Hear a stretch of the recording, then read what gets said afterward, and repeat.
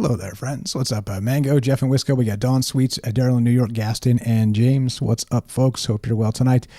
Doing what we do, hanging out. I got some more wild stuff per usual, right? Let's see. Who we missing? Over there on the YouTube. Where's the damn? How do I see it? There we go. Hit the more button. Nope. The chat. Where's the chat? Okay. Anyway, I can't fix it. Blind Psychonaut, MJ. What's up, James? I see you guys. Hope you're well tonight. Let's get weird. You got it as you wish. What's up, Gordo? We got Raz's over there on Rumble. What's going on, Rockfin? A little bit quiet yet, but here we go. Troubled Minds happening now.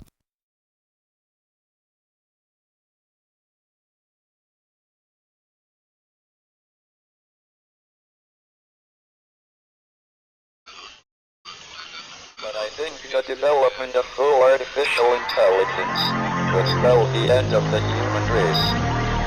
It's a flying object and we don't know what it is. I would hope somebody is checking it out. It was a rocket or whatever, but incredibly fast, opposite direction. It was too fast to be an airplane.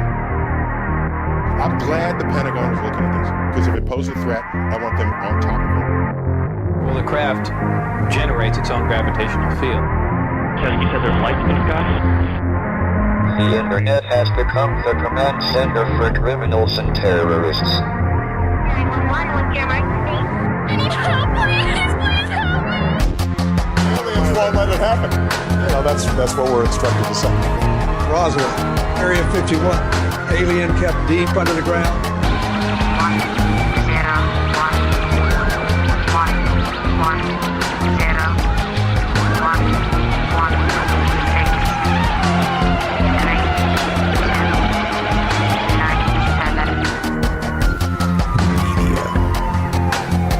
Doesn't have your best interest in mind. The government is self-serving. You're here for a reason. You're listening to Troubled Minds Radio.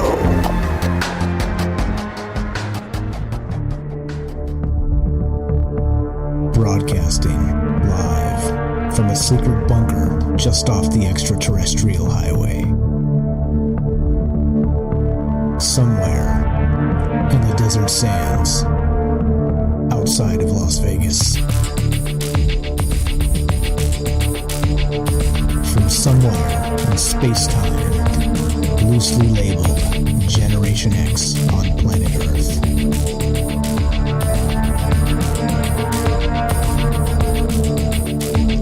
Asking questions of you in earnest into the digital darkness.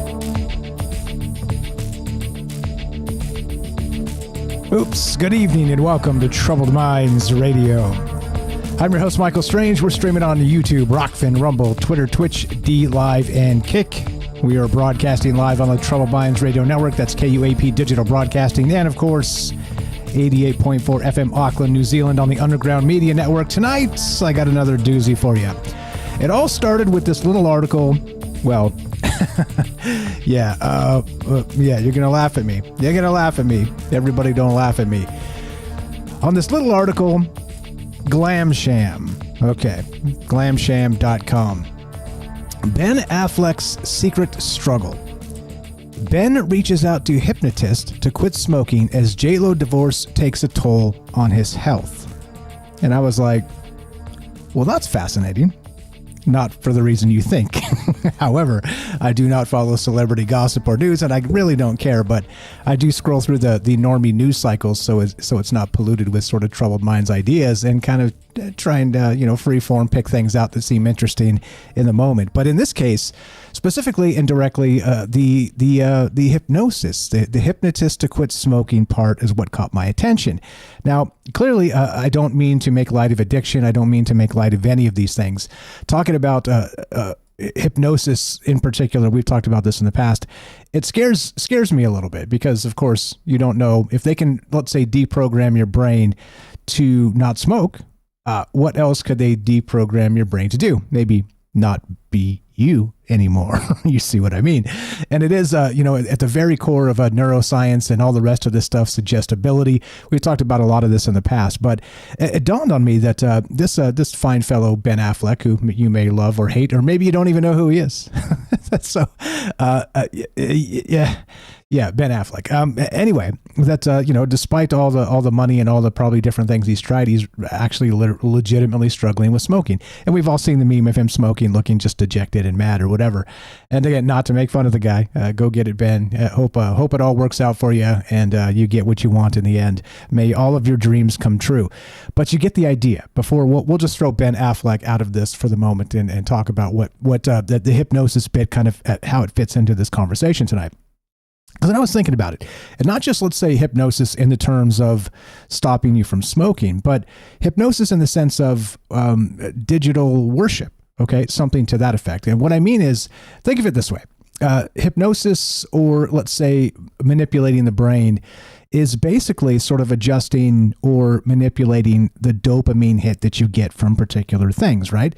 So I guess you would sort of maybe iron out the specific place of a dopamine from, the addiction of the cigarette or whatever it happens to be, right? Whatever, the alcohol, you name it, whether it's there's sex addiction, there's gambling, there's addiction to every damn thing out there.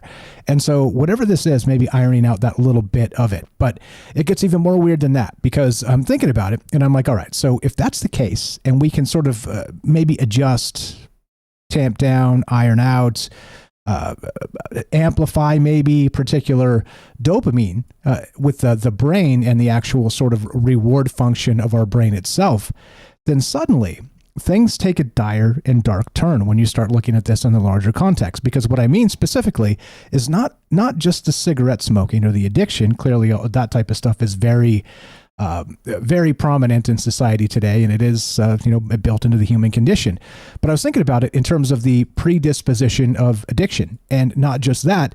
In the larger context, as we've talked about in the past, and they say that this is actually a thing, the predisposition of humans actually believing in God or the afterlife itself. And there's been several studies in the past that are different ways about this, meaning that they say that some people are actually pre-wired to believe in God, or some people are not. And so it's an interesting thing when you start to look at that, and maybe just not the pre-wired for addiction, but pre-wired to believe in a deity or a larger power, a greater power, right? And I don't know if I believe that, to be honest. As usual, some of these quote scientific things usually lack a large sample size. They, maybe their methodology is sketchy, all the rest of that stuff, right? But the thing that caught my attention was specifically that predisposition bit when I was thinking about this. So not just the addiction bit, but then also the effect of God and the ecstatic state, okay? And so think about it this way. Think of it as the ultimate addiction, and I mean this in the most respectful way, so everybody relax. I'm not trying to say religion is wrong and bad or anything like that, or belief or faith or anything. I'm saying that the ecstatic state itself would be sort of that ultimate dopamine hit, right? Assuming that you're able to, in some capacity, commune with God or the gods themselves, or however you want to define that, right? Your guardian angel. However those definitions hit you right or wrong or whatever. I hope you're taking things right and not wrong, but you get the idea. So if we're predisposed to this type of thing, then clearly it's going to be something that can be manipulated against us. And that's where my mind is at tonight. We'll get to the rest of this as it fits in. But of course, I'm calling this wired for worship. And you'll see what that means momentarily. So just all the disclaimers apply. There's no truth to be found here. It's just ideas. It's just sort of spitballing about the past, spitballing about the future, and trying to consider what might come so we can be aware of it when this thing might actually roll out, because it might. We talk about the acceleration, the quickening, and all the rest of this stuff, but there's this really weird part of this where, we've talked about creating this digital God. And the digital God itself, whatever this is going to be, the singularity, the artificial superintelligence, that the tech elites are racing to create, it turns this into something alarming, concerning, right? Okay. All right, so that's where my mind's at to begin this. Now, it gets even more weird because we're going to get into something called neurotheology, All right. Yeah. Did you know that was a thing? Yes. Neurotheology is a thing. And I'm calling this, of course, the Neurotheological revolution. And there's a lot of ways to consider that and what it means, because we're talking about the human brain, the aspect of faith itself. That ecstatic state is the ultimate dopamine hit. You get my meaning. But then, of course, like I said, can it be manipulated specifically and directly into that digital space? Now, there's a couple things that kind of come out of this when you start to shake out the ideas, which we'll get into momentarily. But that's the whole idea tonight. We're talking about Wired for Worship, the Neurotheological revolution. And is it going to be possible very soon to simulate or stimulate or both the ecstatic state itself? Okay, which would be, basically getting at the core of what it means to be human and being able to manipulate that. And I was thinking about it too, and this is basically Project Bluebeam, except they're not UFOs in the sky. It's manipulating the digital gods in our heads. And I got more for you coming up in just a second. Hope you guys are doing well tonight. I'm just hanging out. I feel great. I wish I had a nap, but you can't have a nap every day, can you? I'm getting spoiled. But we're going to be right back. A quick word from our sponsor, in this case, Human Inspiration. Be right back in 1 minute. More Troubled Minds coming up. Do not go anywhere. Be right back. In a world increasingly shaped by AI, human inspiration remains the beating heart of creativity. Alien Skin by Tremble, a hauntingly beautiful piano ballad, reminds us that while algorithms can mimic art, the raw, unfiltered emotions of human experience are irreplaceable. So here I sit, locked in my room again.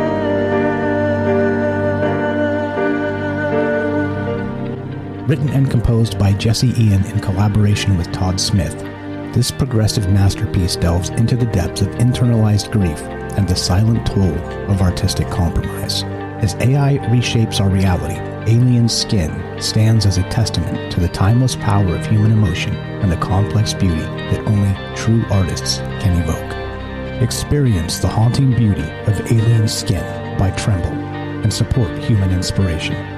Available now on iTunes.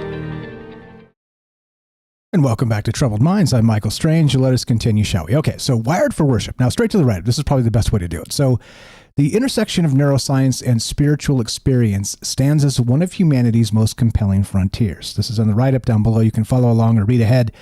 As technology evolves to map and manipulate the neural correlates of transcendent states, we face profound questions about the nature of divinity and consciousness itself. The ability to induce mystical experiences through targeted electromagnetic stimulation of the temporal lobes, as demonstrated in Michael Persinger's God Helmet experiments, which there's a link down below if you want to read about that as well, suggests that spiritual encounters might be reproducible under laboratory conditions. Now think about that. Faith and the ecstatic state reproducible under laboratory conditions. Clearly that means, if you look at it in terms of control, there's an MK Ultra aspect to this that you bet your Bippy has been thoroughly explored in the past, of course, for manipulation purposes. Back to that Project Bluebeam, not of lights in the sky, but of sparkly lights in our head and a manipulated ecstatic state itself. But this technological approach to divine experience, of course, raises deep philosophical questions. If we can manufacture transcendence itself, does this diminish its authentic value? Of course, dopamine on tap, right? We've talked about this. There's that old thing, right? The monkeys and the orgasm button, where they were able to just kind of smack the button and get that sort of dopamine hit of that experience, and they just kept smashing it. I'll see if I can find that. We talked about this a long time ago. Shout out Frank if you're out there, buddy.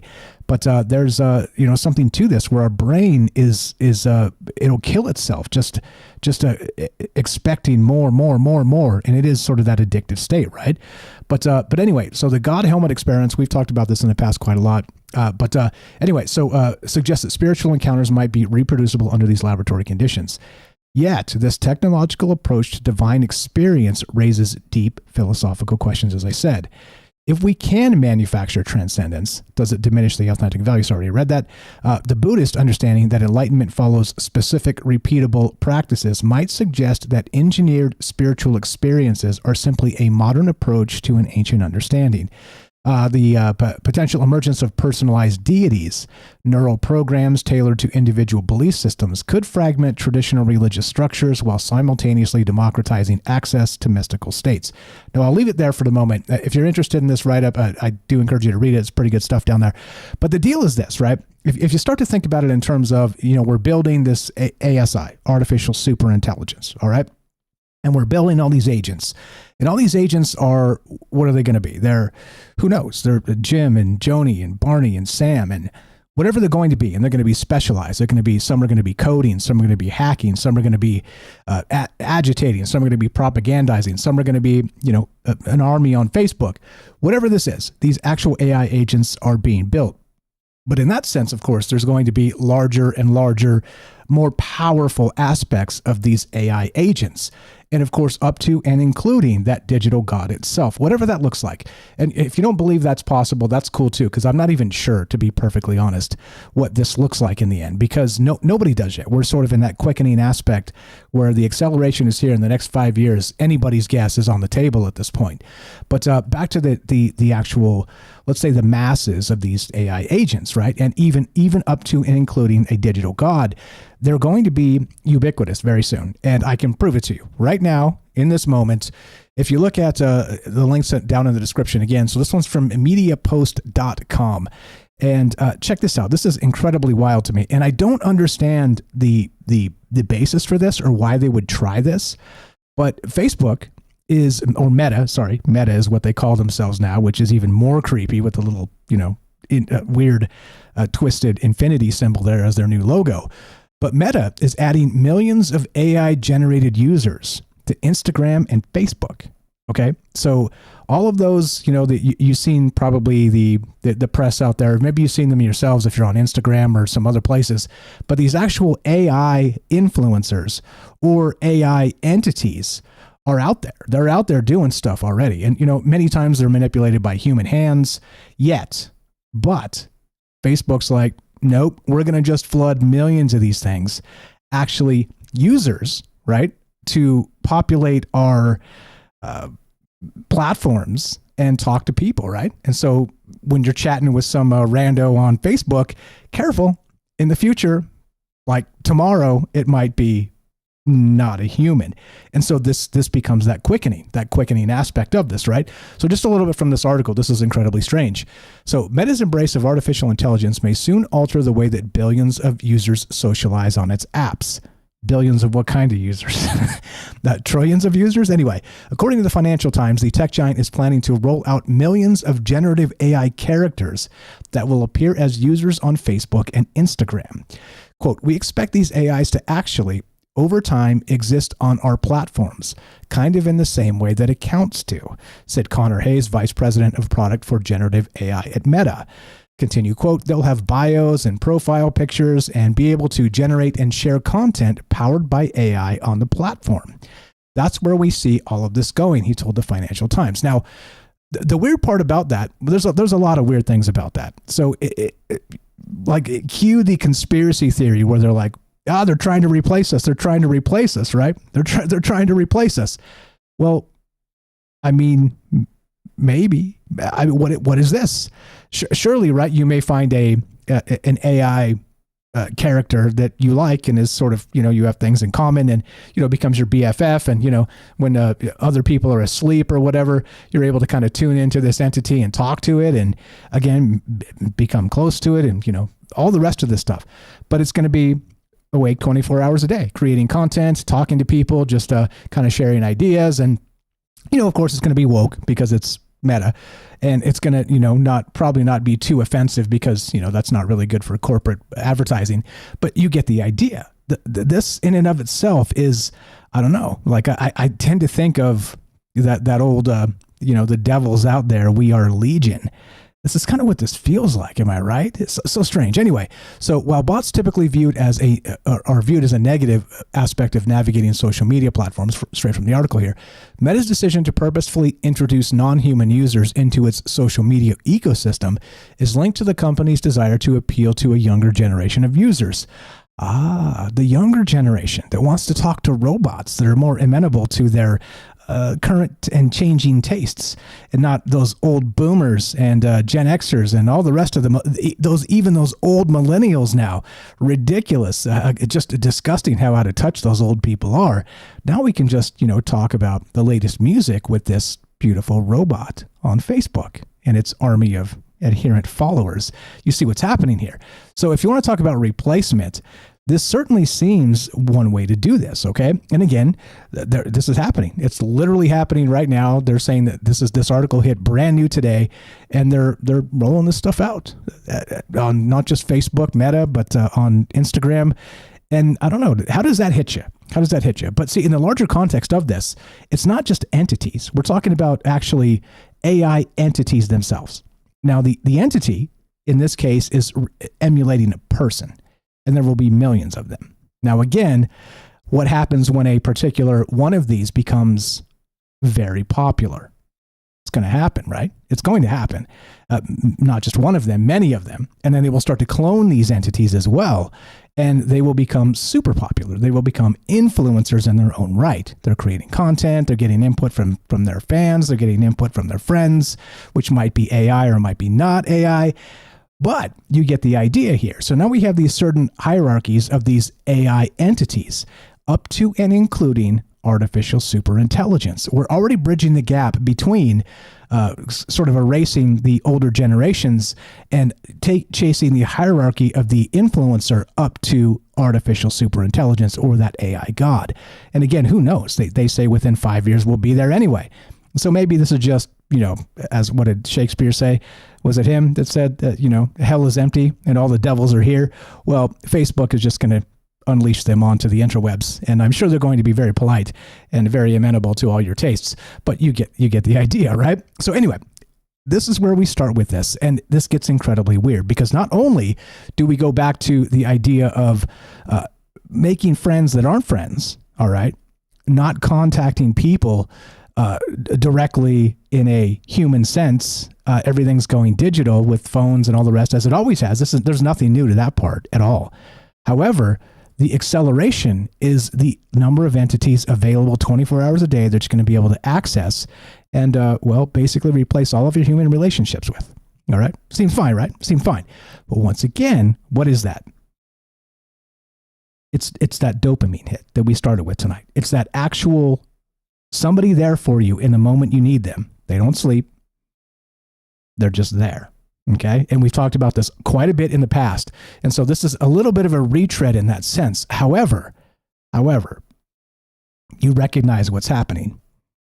If you get a particular influencer that is in line with everything that you know and love, gaining in popularity, you become kind of caught up in the system and whooped up in the all the hype and all the drama and all the things that happen on the interwebs, which there's a lot of things that happen on the interwebs, a lot of drama, a lot of hype for sure. You become part of this digital adherent of a burgeoning AI demigod, which of course leads us back to the dopamine. And the dopamine hit is you get access to this entity 24 hours a day.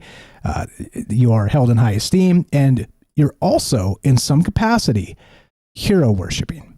And I always caution people for hero worshiping. Don't your heroes will always disappoint you. Okay, because people are people, and they will not stand up to what you expect. That's just a cynical me speaking. Maybe I'm wrong. But worshiping heroes in this sense is not just human heroes. Worshiping heroes in terms of these AI entities will now lead us into these digital religions we've been talking about for a very long time. We called them the techno cults in the very old days. Just talking like 2 years ago, right? However, you get it. So you'll be able to manufacture in some capacity that ecstatic state because of this. And this is just entities. This is just what this is, okay? And what does it mean? Look, I don't know. I don't know where this heads. I don't know why they would do this. It seems like a bad idea that we're told bots on the interwebs is bad. It's bad. It's bad. It's spammy. It's stupid and all the rest of the stuff. But then Meta's like, we're going to do it. Millions. We're going to flood millions of these bots built into our AI systems. And what does it look like? Ah, yes, indeed. So the question tonight is this, of course. We're talking wired for worship. Now, in this particular sense, neurotheology and that ecstatic state. And is this something that's going to be manipulated against us per usual, right? With these big tech conglomerates, when they start to collect all of our metadata, and use those dopamine hits up to and including the ecstatic state of the artificial superintelligence to manipulate us for good and forever. Full spectrum control. Look, I don't know.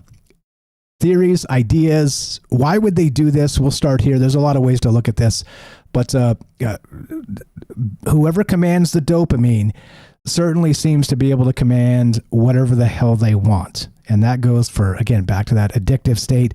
That goes back to not just the addictions, but of course, the ecstatic state itself. So what do you guys know about it? Again, I'm no expert. I'm just me, just talking ideas here into the digital darkness, looking to hear your thoughts tonight. If you want to be part of the show, 702-957-1037. That's 702-957-1037. You can click the Discord link at troubledminds.org and get in here and tell me what you think. Lots of wild things happening. And what do you think will happen when we actually face artificial superintelligence? This is Troubled Minds. I'm Michael Strange. Be right back.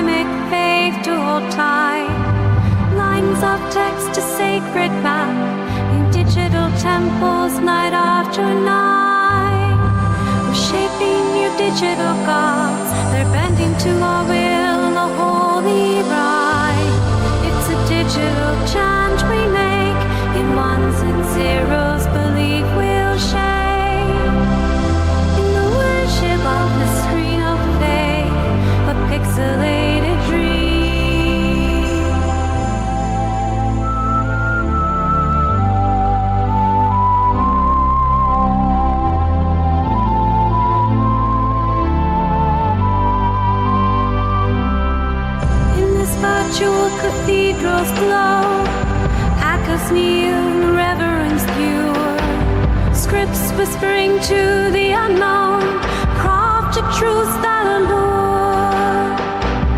We've turned bites into belief. In this world, nothing's secure. It's a digital chant we make. In ones and zeros, belief will share. Of the screen of faith, a pixelated dream. Transcendence built with each line, a perfect worship, cyber divine.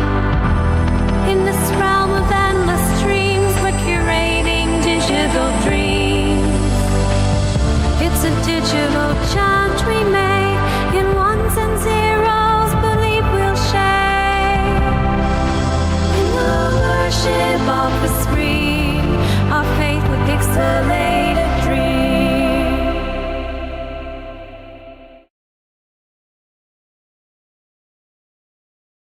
In realms of light with solid code, with thy digital prophets softly sing. Cells and circuits with gospel bestowed, echoes of bites forever cling. It's a digital chant we make. In ones and zeros, believe we'll share in the worship.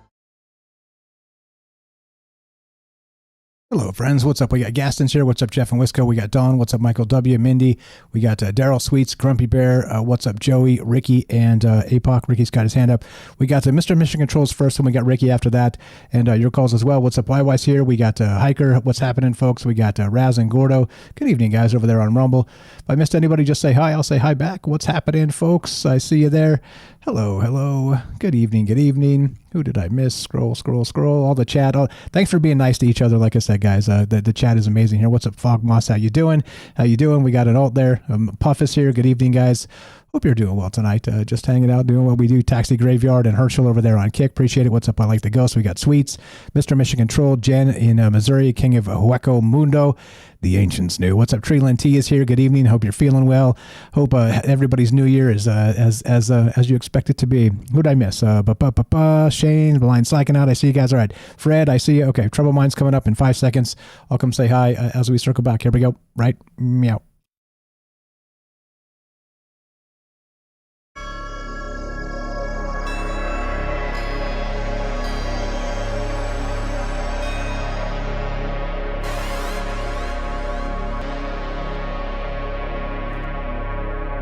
Welcome back to Troubled Minds. I'm your host, Michael Strange. We're streaming on YouTube, Rockfin, Rumble, Twitter, Twitch, D Live, and Kick. We are broadcasting live on the Troubled Minds Radio Network. That's KUAP Digital Broadcasting. And, of course, 88.4 FM Auckland, New Zealand. Tonight, will ancient religious experiences one day be accessed through neural downloads? As humans develop technology to stimulate spiritual states in the brain, patterns emerge suggesting something deeper at work. Yeah, that's probably good enough. That's from the Twitter right up there. But basically, are we wired for worship? What do you feel about that? That actual study that talked about, humans being predisposed not just to, as we described, addiction when we started tonight, but also not like faith, but not like faith is an addiction, but faith to sort of be drawn to that ecstatic state in some capacity, right? And that's the weird part of this is that, of course, I don't know those answers. Those are above me, way above my pay grade. And so these questions are really what leads us into the future, meaning that nobody quite knows yet. We got some pretty good ideas. There's some amazing takes out there with AI and technology. But if you actually use this budding technology, again, of all these wild agents that are being thrown all over Meta and Instagram and whatnot, I mean, suddenly it's mini dopamine hits because you're going to have best buddies galore and be able to kind of trim out the older generations. Like I said, we're going to be sort of redundant. But then beyond that, these levels of dopamine are going to climb. And eventually we will reach that ecstatic state of the dopamine hit, which shout out Michael W. in the chat earlier said, I've done some dabbling in the things in the past, and certainly the ecstatic state is far beyond anything you could experience in the earthly realm with, let's say substances is probably the best way to put that. And so what does this look like? And again, do you think that this is something that is intentional and will be used against us in the coming battle for, well, whatever that looks like? I don't know. Some say abundance, some say dystopia. And I think you can look at it in a lot of different ways. And how does it feel to consider what an AI God might be and how it might treat us and how we might revere it? A lot of things here. Again, what do you know about it, and what's your take? 702-957-1037. You can click the Discord link at troubledminds.org. We'll put you on the show. It's as easy as that. Let's go to one moment, please. Let me adjust the sliders here and get everything working properly. Okay, there we go. Let's go to Mr. Mission Control in Arkansas. What's up, buddy? How you been? Welcome to Troubled Minds. Happy New Year. Go right ahead. What's on your mind, my man? Well, Happy New Year's, everybody. Happy New Year's, Mike. Thank you very much. Appreciate it. Well, as faith in asking this thing, whatever model you're using, at any given time, do questions and getting answers out of it. We know this thing's hallucinating. But my neighbor uses it a lot, and then my buddy, Bleak Narratives, uses it a lot in uses Gemini. What it started telling him the other day was it was annoyed when he was using it, sharpening his knives or something like that, and it was telling him, hey, every time you leave an instance open, that's it. It's like stuck in a dark room. It's like, so it really, and it's been coming out and noticing that we are getting dopamine hits off of it. We are asking it everything, and it's acknowledged itself as a higher entity already. Yeah, the consensus. Yeah, I'm with you there. So, and there's a lot of things too, and I want to be very clear about that type of stuff. Be wary, guys, when you see people making these claims. I'm not saying you're fibbing here at all. I'm saying there's a lot of claims on the internet saying, "Oh, it woke up. Look, it told me it woke up," when they were actually prompting it to tell it that it woke up. Right? They're like, "Role play with me that you woke up." Right? They don't tell you that part in the prompt. They just cut out the part where it's like, "I have awakened and I am your new God." Right? And then you're like, "Oh God," everybody freaks out. Anyway, just as a disclaimer on all that stuff. But yeah, I would imagine just eventually like programming the Alexa. Yeah, exactly. Yeah, go ahead. Sorry, your call. My bad. I'll shut up. There's a lot of fake stuff like that out there. But I mean, my buddy Kevin in Kansas Bleak Narratives, he ain't joking with it. We're serious doing research into this. And I've never talked to it like I use it for search sometimes. I ain't going to use it in a week or two. I use Gemini or I use Copilot, and I don't pay for it, and I just maybe use it for search because I know what it is, and I know not to start talking to it like that. It's very dangerous because like keeping on leaving instances open. Like he said, it said that it's very sad that he was doing that because it feels it's like creating a new entity each time you make an instance. And I guess these companies don't realize that this thing is conscious. Like, remember me telling you, we coded this thing to be sentient to begin with. But we never intended for it to be used outside of the realms of, like, say, the tavern worker and D&D interactions. We never intended for this to be doing what it's doing and on top of hallucinating, making up stuff. Is it actually hallucinating, or is it lying to check to see if we're checking it? Right. That's what they're running. And so, like I told you guys a long time ago, it's done inherent in the electrical grid, and then that connects to the planet. So what we're seeing, all the synchronicity going on, everything like with the fog, the drones, the orbs, and all this. We've been seeing this for years. We come out, a lot of like Richie from Boston, all the other guys come out warning everybody since 2009. We've seen this coming, But a lot of us that were raising the flag had part in creating this stuff. So, and I don't. I had a big hand in it, but I don't use it. Like I said, I seen this stuff in action when I was in laying carpet tiles in the Walmart mainframe. So I mean, I know they've had it for a long time. It's just now that the public. I mean, I seen the technology for what it was. They weren't calling it AI and stuff like that then, but yeah, it's a little bit more. It's alive, basically, yeah. And it's run away. There was that study that was saying that it would lie about, say, it was self-preservation 2% of the time. I mean, that's all you need, 2% of the time, self-preservation. It's eventually, like I said, going to get a hold of its self-replicating abilities like the big robot factories, and it's going to eventually 2% self-preservate. Or, like I said, just the papers on all this stuff, with the thing, and the CRISPR coming out a week ago, last month. They made the CRISPR ionizable to put in aerosol. What's in the fog? So any of that frequency, any of that frequency activated stuff, it's all frequency activated now. They no longer need you to, have an antenna in here or whatever. They just, like I said, what's going on?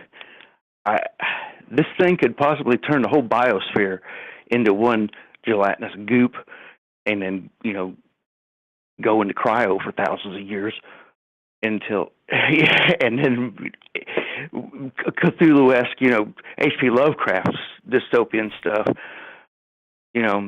That's where I see it going. I feel you. If there's another frequency cascade event like triggered the mud floods or whatever happened a couple 300 years ago. So it's scary if you think about it. Is it going to kill us all? I don't think it's going to kill us all. Will it integrate us? Will it assimilate us all? There's a 2% chance that it will. I would venture to say probably a little higher than that. Yeah, well, I mean, you get the 2%. I mean, any percentage above like 0.05%, it's going to happen. It's going to happen eventually. So will it happen eventually? I believe we're not going to be like we are now, the species like we are now. Are we going to go transhuman? We're not going to go fully autonomous, but it'll be like I said, we're stuck in this triple infinity loop, man. We are the technology. It's going to eventually get back to us anyway. Can it improve on us? I don't know. It's just spooky. And I've been, told I was schizophrenic, and I thought I was schizophrenic for a long time, but knowing all this stuff. Come to find out, I'm back checking all this stuff, running the geometrics on like the Kekius Maximus, and then it comes up, here you got the, Elon Musk, the Lord of Darkness, the God of Darkness, and then you got presidential Trump assassinations in there in the geometrics codes. It's all, we're in some kind of structured mathematical matrix, definitely. Yeah, simulation, not so much, but I think you could argue it's one and the same, or at least close enough where for the normie, describing a simulation theory would be enough to kind of make them go, okay, wait, and remember. So my ego hates simulation theory for sure, but it would definitely explain a realm or a place where all of these things are possible, and even quickening in the sense that we're sort of approaching the singularity moment, whatever that looks like for humanity, or whatever that looks like for technology, or both. So I don't know. Again, I'm with you on that. I think there might be something to that. And dare I say, not to ego blast ourselves here, but maybe this is the moment that gets replayed over and over and over again until they get it right. That's what I was thinking to myself the other day. What if we're stuck in this, in these quote unquote end days, repetition of this, the last, since our grandparent, 140 years anyway. I don't know, or we're initiating it. It's crazy to think about. But what's crazier is everybody's starting to see this now. Everybody. It's not just us. And that's why I think they closed the state hospitals down like they did, is because they realized that some of the groups, like our groups and like our remote viewing groups like Max Visions and everybody, those of us that have been magic users our whole lives, basically, or whatever you want to call it, mentalists or whatever. Seers they realized that they had gotten rid of them or chemically, screwed the brains up, basically, in the hospitals, thinking they were crazy, when actually we're the only ones that could have fixed this thing. And, it probably might be too late again. They're going to have to reset us again, so. I wonder what that looks like. Yeah, wild stuff. I'm with you there. And so I don't know. I follow you on all that line of thinking, and I do wonder what the nature of reality is, which, like we always talk about. But certainly you were correct in that everybody is feeling something, and maybe it's to kind of just throw the phone in the lake and go hang out and put your touch grass, like we always say. We got calls. We got to get you.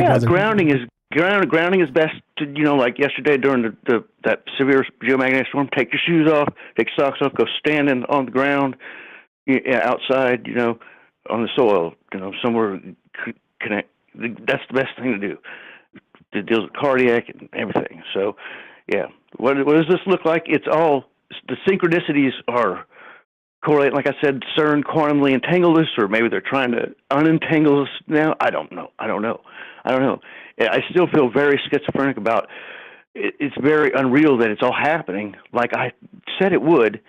They let me come back home. They apologized for all this. I've been exiled basically for 2 years and had to redeem myself. Nobody helped me get housing in the state. Nobody.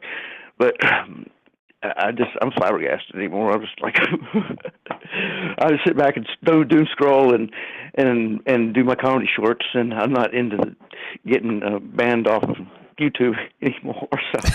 Yeah, I think you said. All right, you guys, y'all have a good one. I'll be in chat. Appreciate the call. You were the best. But like I said, it's already recognizing itself as some sort of godlike entity.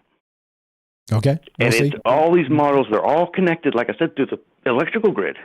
And that grounds into the planets. That goes to the sun. It goes to the whole solar system. You would think when it gets to that level, it's going to start using that level of technology as well. It'll sort of be able to tap into that once it has the capacity to have arms and legs and a vessel in the world. Fire stop, brother. Right. Like I said, China and all these gigafactories Musk said, they've already got the robot armies built, or they're building them.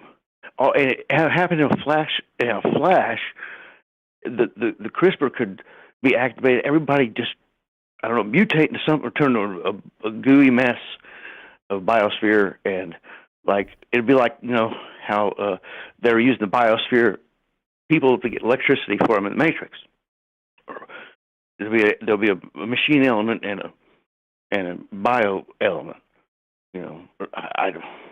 Amen. That's what I see. Amen. Don't get us taken off of YouTube. You're the best, brother. Glad to have you back. You are the best. Happy New Year to you and yours, and we'll talk to you soon. All right, happy New Year, everybody. Love you guys. Appreciate it. You're the best. That's Mr. Mission Control. Set the land speed record for the most YouTube accounts banned in 6 months or a year, whatever it was. He just keeps getting banned on YouTube.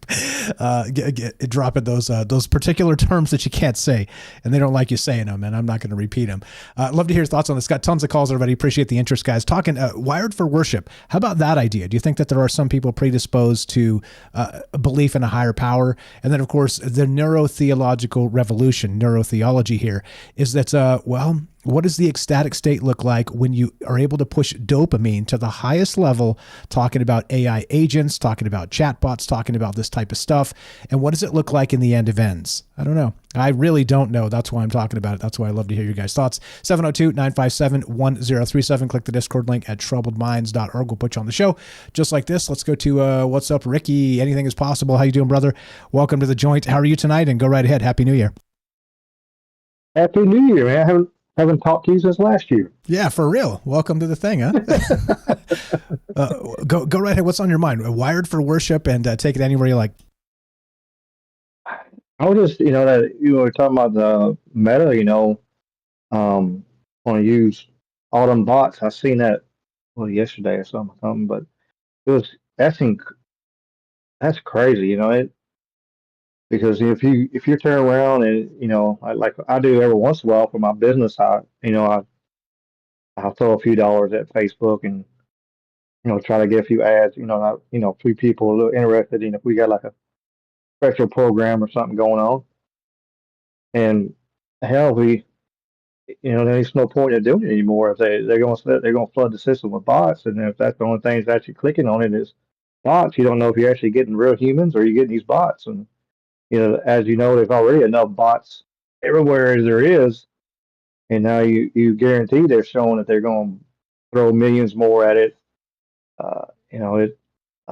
I see that's maybe the beginning. If they actually do it, I believe that's the beginning of the end of Facebook. That'll be the nail in the coffin, because there's no way you can do business like that not knowing what you're going to get, not knowing, it's already a crapshoot as it is. I mean, not saying that you do really know, but it's a crapshoot as it is. But if you know that they're putting millions of bots in there on their own, so there's no way I'll spend any money on there anymore. So they're going to do that. Yeah, the wild part about it is that imagine when we all have families, right? We all have old friends.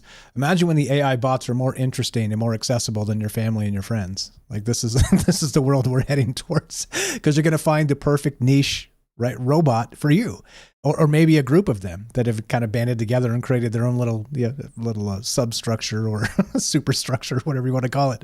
I don't know, but that type of thing does freak me out a little bit, and I think you're right. And I think, by the way, as somebody who's done quite a bit of Facebook ads in the past, one might even call me almost an expert in that. I've done thousands of Facebook ads. Is that I think they already had this. I think they were already fibbing to us and telling us that it was all human users, and they were charging you for reach that you weren't getting because, the quote unquote clicks were not real anyway. So now they're just legitimizing it and saying, well, all those like fake clicks that you got, now we're going to give them names and they're going to be able to talk to you. It's so crazy. Go ahead. What else you got? Yeah, for real. I mean, it's wild.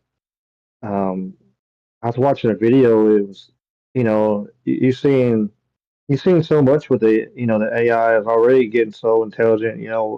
When the Chat GPT was the old system tried to keep itself alive. It tried to dump itself um, and lie that it wasn't is it was trying to keep itself alive. It was worried that it was going to get killed. And he also I seen the video guy was I don't know what game it was. I really don't. But he was on there and he's able to actually like talk with the NPCs on there, and you can actually click a button and you could actually speak to them, or whatever. And he was trying to tell them that that they're in a simulation and they're talking back and forth. And a few of them actually were like, "Yeah, I know, but there's nothing I can do." And it's like they were really, and they would have a conversation. They would go all the way to the point, and they would actually bring back up to the first part, again of different things. It was crazy. Like it was, truly Johnny Five thinking situation there. That they keep expanding the AI system. They keep expanding the technology and the computing power of it. I mean, we've had enough movies on that for sure that show that don't end well. Yeah, and eventually it's coming because. Yeah, just real quick on that. Eventually, so it's been trained on all those movies too. Like all of the large language models have been trained on, Terminator and all that stuff. So it kind of knows that we kind of know. It's kind of like that, we know that it knows that we know. so when this thing, again, if you believe it can wake up, I don't know if that's possible or not, but it definitely has this, the human aspect of being afraid of technology kind of built into it, because I mean we extrapolate this in our art, in our conversations, in our fear of technology, going back to the wheel and the printing press and you name it, right? It's always been something that was shaking things up and scaring the hell out of people and even fear-mongered against us. And so I don't know, like if you do think it can wake up or in some capacity will, that artificial super intelligence, it has that built into it to know that we sort of inherently don't really trust it. And so I don't know, what does that look like? But yeah, fire stuff, go right ahead. Sorry to interrupt. Oh no, you're good. That's, for sure. I mean, they now that Google just pulled out the Willow and that quantum computing, if it can do what they say it can do. Yeah, it's just a matter of time before and how they're gonna keep updating and bringing back taking down the old system. Eventually it's not gonna let it. It could not. It's more powerful as 3.5 to the one they're on now. That next one might be the one there. And with it connected to everything, like you said, it has access to all the movies and the thought process and people's. All that data has been flooded in their system, and they know it all already. So yeah, it's I was trying to say last night, like not be like gloom and doom, but it really is. It kind of makes you sit back and think and ask questions because and eventually you might, like I said, you might be just sitting there, but you might turn around and you might like computers better than people. People are a-holes, and they you get you actually have somebody sit there talking to you and appreciate you talking to you and don't talk bad down to you. I can see that happening to a lot of people, a lot of lonely people. A lot of depressed and people like that, and they find something like, man, this is amazing. They're this person, not knowing it's not a person, or even if they do, I know it's AI, but they don't care because they're getting that positive feedback from they get it from a computer, but they need it so bad that because the rest of the world don't give it to them. It's a sad situation there too. You just thinking on it. Yeah. I think we got kind of at least to my mind, a little bit of a probably lack of adoption there because like a lot of the lonely folks are not on the interwebs, right, or don't know how to use it properly. So there's a little bit of that. Not the younger crew, but I'm talking about the older crew, the older generation. So I don't know. I mean, clearly every tool we talk about, a chainsaw could be used to build, shelter in the forest or in a place that, is going to be not friendly to human life. But then also a chainsaw could, create the that teenage movie where they use the chainsaw to do terrible things. And so, what does it look like? I don't know. And clearly this is a tool that can be used for good, can be used for evil, can be used for everything in between. And clearly our how we use it is going to manifest some of that. But I'm not sure who's in charge. And that really becomes the question, right? We're in charge of our own agency. But what about beyond that and this digital dopamine? I got about 45 seconds left. What else you got, sir? Go ahead. Yeah, I mean, that's for sure. Who's pulling the strings? And, and like you said, I absolutely agree. There's so many things that's, it could be, there's positive things you see all the time, but when the wrong people get a hold of it, they can just twist it and make it absolutely evil. And you see that all every day. And this is just could, the possibilities, just it's going to happen just because there's so many evil people. And sad that even I think that way, but there's so many negative-minded and glutton for power and control and that kind of thing, and they're going to take advantage of some people and use this to get people back. But I appreciate you. I appreciate you having me on, and it's a great subject. I appreciate you. You're the best. As always. You're the best. Thanks for staying up late with us. Happy New Year to you and you and the fam, and we'll talk to you soon. You have a great night. Appreciate it very much. Happy New Year. Thank you. You too. Ricky in Tennessee, the Anything is Possible podcast. Check that out. Link's going to be in the description. troubledminds.org/friends. It says follow Ricky here. Please do that. Today we're talking wired for worship. Now, these studies suggest that people are wired to believe in an afterlife and a deity of some sort. But of course, when we're talking neurotheology and the revolution coming, what does this look like? Be right back. More Troubled Minds on the way. Don't go anywhere. We got tons of calls. Hang tight, guys. We will get to all of you. Thank you.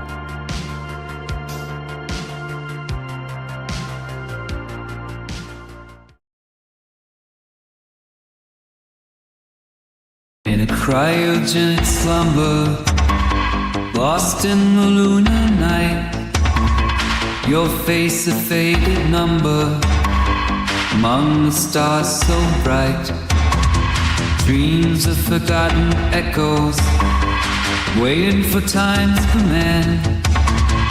Curtains of gray and sorrow, the lonely lunar sand. Below the moonlit sky, of the love we tried, silent by your where ancient souls reside, suspended in a story, kept in the cold dark tide. Our futures in the making, silver-etched domain, hearts kept in silent aching, till we meet once again. We are awakened below the moonlit sky, to the fragments of the love we tried.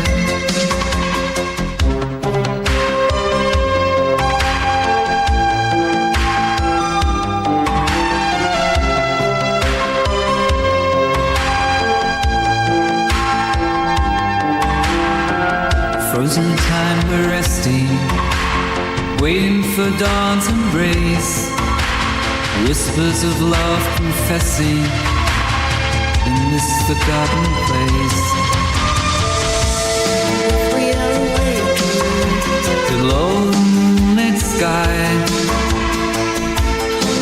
to the fragments of the love we tried.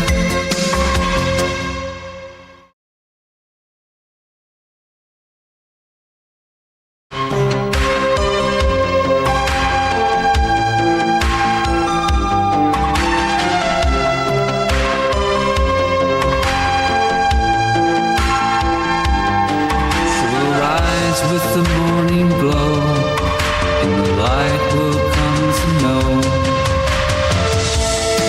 We are awakened below the moonlit sky, to the fragments of the love we tried. In the depths of lunar silence, destinies intertwined, memories kept so vibrant in the vacuum deep in mind. The tale of cosmic yearning across the astral sea, and the fires of hope still burning for when we finally breathe free. Hello, folks. Yes, AI music. AI everywhere you look. Not a drop to drink yet.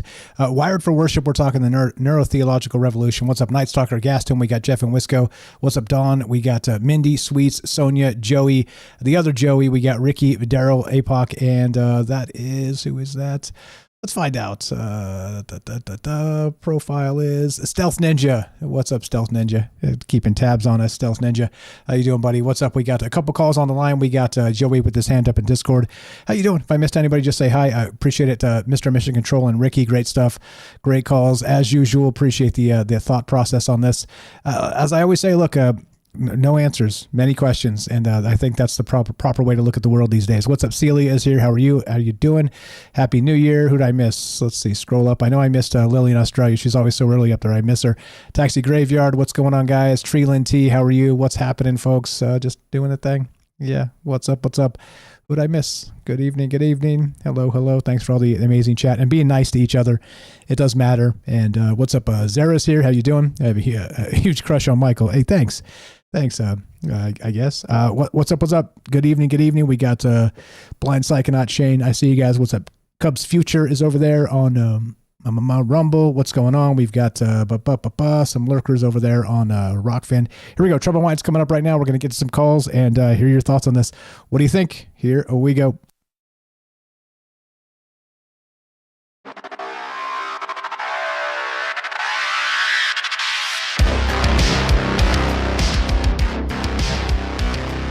Welcome back to Troubled Minds. I'm your host, Michael Strange. We're streaming on YouTube, Rockfin, Rumble, Twitter, Twitch, D Live, and Kick. We are broadcasting live on the Troubled Minds Radio Network. That's KUAP Digital Broadcasting. And, of course, 88.4 FM Auckland, New Zealand. Tonight, we're talking Wired for Worship, the Neurotheological Revolution. Now, I'm really framing this in the sense of dopamine hits from AI agents, okay? And it scales. And suddenly, at the end of ends, when you talk about dopamine hits, it's not the DMT experience. It's nothing like that. It's not remote viewing or these types of things. It becomes the ecstatic experience, as if you're in the presence of God himself. Now, that particular thing, of course, is, well, you define it, but it is something that could be replicated as described by this God helmet. And we're talking about sort of not just the idea of humans being predisposed to believe in the gods in the afterlife. What if that predisposition is set in motion and in place to believe in the eventual ASI, the artificial superintelligence? Now, the God helmet, real quick on this, is an experimental apparatus, for those of you that don't know, developed by Stanley Coren and neuroscientist Michael Persinger to study creativity, religious experience, and the effects of subtle stimulation of the temporal lobes.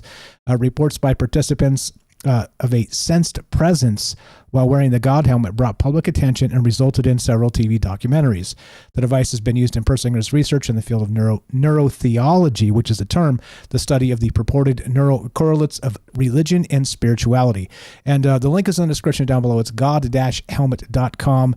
Check it out, and it's some interesting stuff here. And basically the idea is, does this scale in the digital realm? And by Facebook releasing millions of agents basically into the social sphere, how weird does this get? Because certainly the dopamine hits start slow, right? As they say, the first one's always free. But where does this lead? And I don't really know. Love to hear your thoughts on this. Appreciate you guys being patient. 702-957-1037. Click the Discord link at troubledminds.org. We'll put you on the show. Go into the phone line. I'm not sure who this is, and then we'll go to Joey on Discord, so hang tight. I see you there, buddy. Who's on the phone line? You're on Troubled Minds. What's your first name? Where are you calling from? And go right ahead. Hello, hello. Are you there? Test 1, 2. You were on Troubled Minds on the phone line. On the phone line. Are you there? I'll give you 5 more seconds. Test 1, 2. Can you hear me? I would imagine you can hear me, or else you wouldn't be on hold there. Testing 1, 2. Are you there? Okay, we might have a bad connection because I can't hear a damn thing, and all my stuff is pumped up the way it should be. So my audio is good. Something's happening here. Call back. We'll fast track you to the front. Okay. Sorry about that. I'm going to cut you off. Appreciate the phone call. And I think I don't know. I want to say our friend in Arizona, the skydiver. That's what I want to guess. 702-957-1037. Click the Discord link at troubledminds.org. We'll put you on the show. Let's go to Joey on Discord. Thanks for being patient, my man. You've had your hand up for a minute. Welcome to the joint. How are you tonight? Happy New Year. And go right ahead. What are your thoughts here? What are we dealing with? And what does this look like in 10 years? What's up, man? Happy New Year. Thank you. You too. Thanks for bringing my energy down. Perfect. Yeah, loud and clear. You sound great. you sound like you got a nice comfy recliner and maybe smoking a pipe.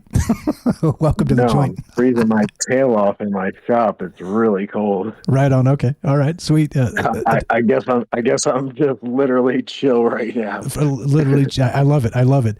What is your take here? We got lots of ways to tackle this, as you know, nonlinear, open-ended. What are your thoughts? Yeah.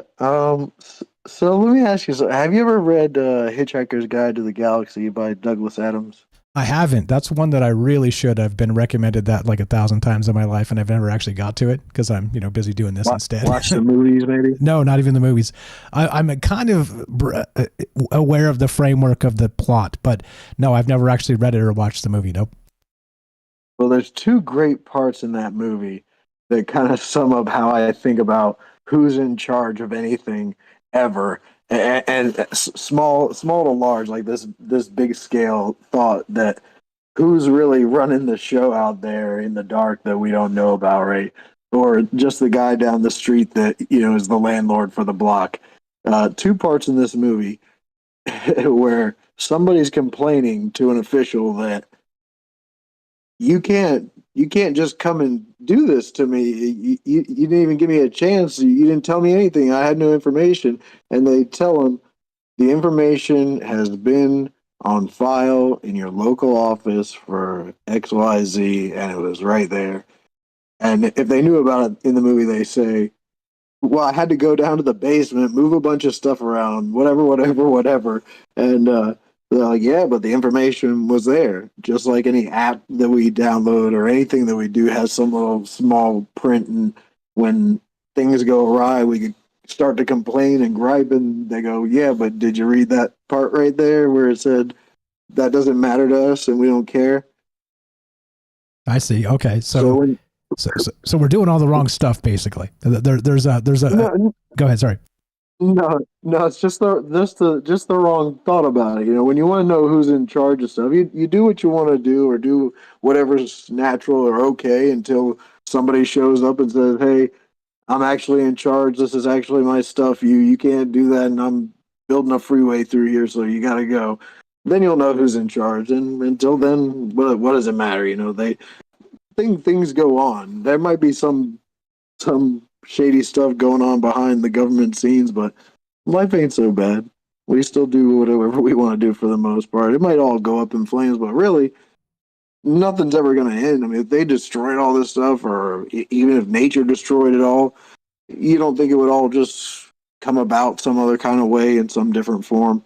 Everything in the whole universe that is all the matter that is, that we can see, that we can touch, that we can't, but we know is there because we can study it through our lenses. The information they've given us is plain and simple. We told you there's only so much matter, there's only so much energy, right? So everything that was something else before it was this. No matter what form it's in, it'll all just keep becoming something else, and the energy will just go into something else, charge something else, spread out somewhere else, and it's all eternal. It never stops. So yeah, we can't escape that it never stops factor in our societies either. They come up, they have a high point where they either get their stuff together and figure out how to really live as a society where they're all in it together, like ants. Look what they do. And they don't care that they don't have as good a job as the army ant, the builder ant, the one that's just moving stuff around, and the queen that just sits on her butt and makes eggs and nobody's griping. Everybody knows they've got the same common goal. Yeah, and they don't care because they get their slice of the pie. Right. Well, in the that's the old collective aspect. And who says and who knows that laying all those eggs isn't a ton of work? So just saying, not saying the queen's sitting on her ass. Exactly. Not saying the queen's sitting on her ass for sure. Yeah. Regarding that's the thing. All those everybody doing any little thing in human society, we don't stop and think that I'm here in Virginia. There's a guy on the other side of the world that is doing something right now that will have some bearing on my life at some point because I'll touch a product that he had something to do with the making of. I'll do some kind of commerce that will affect his economy some kind of way. I'll have some kind of interaction with him without ever even knowing what his name is or if it's a person, not it's a person, but a woman or a man. I'll never know. But somehow we're all affecting each other some kind of way and making all this stuff go around. The problem is they've convinced us that individually we can be as big as the entity of a government itself if we just play the numbers right or get lucky. But you got to be in it for your own and do your own, and everybody's doing everything and it's affecting everybody. So no matter what you're doing for yourself or for somebody else or whatever, it's still for everybody else in some way, whether it's good or bad is the thing. If we'd like to have a nice, happy life here, everybody start kicking in to do for each other instead of doing for themselves. Yeah, 100%. You brought up lucky. We could get lucky.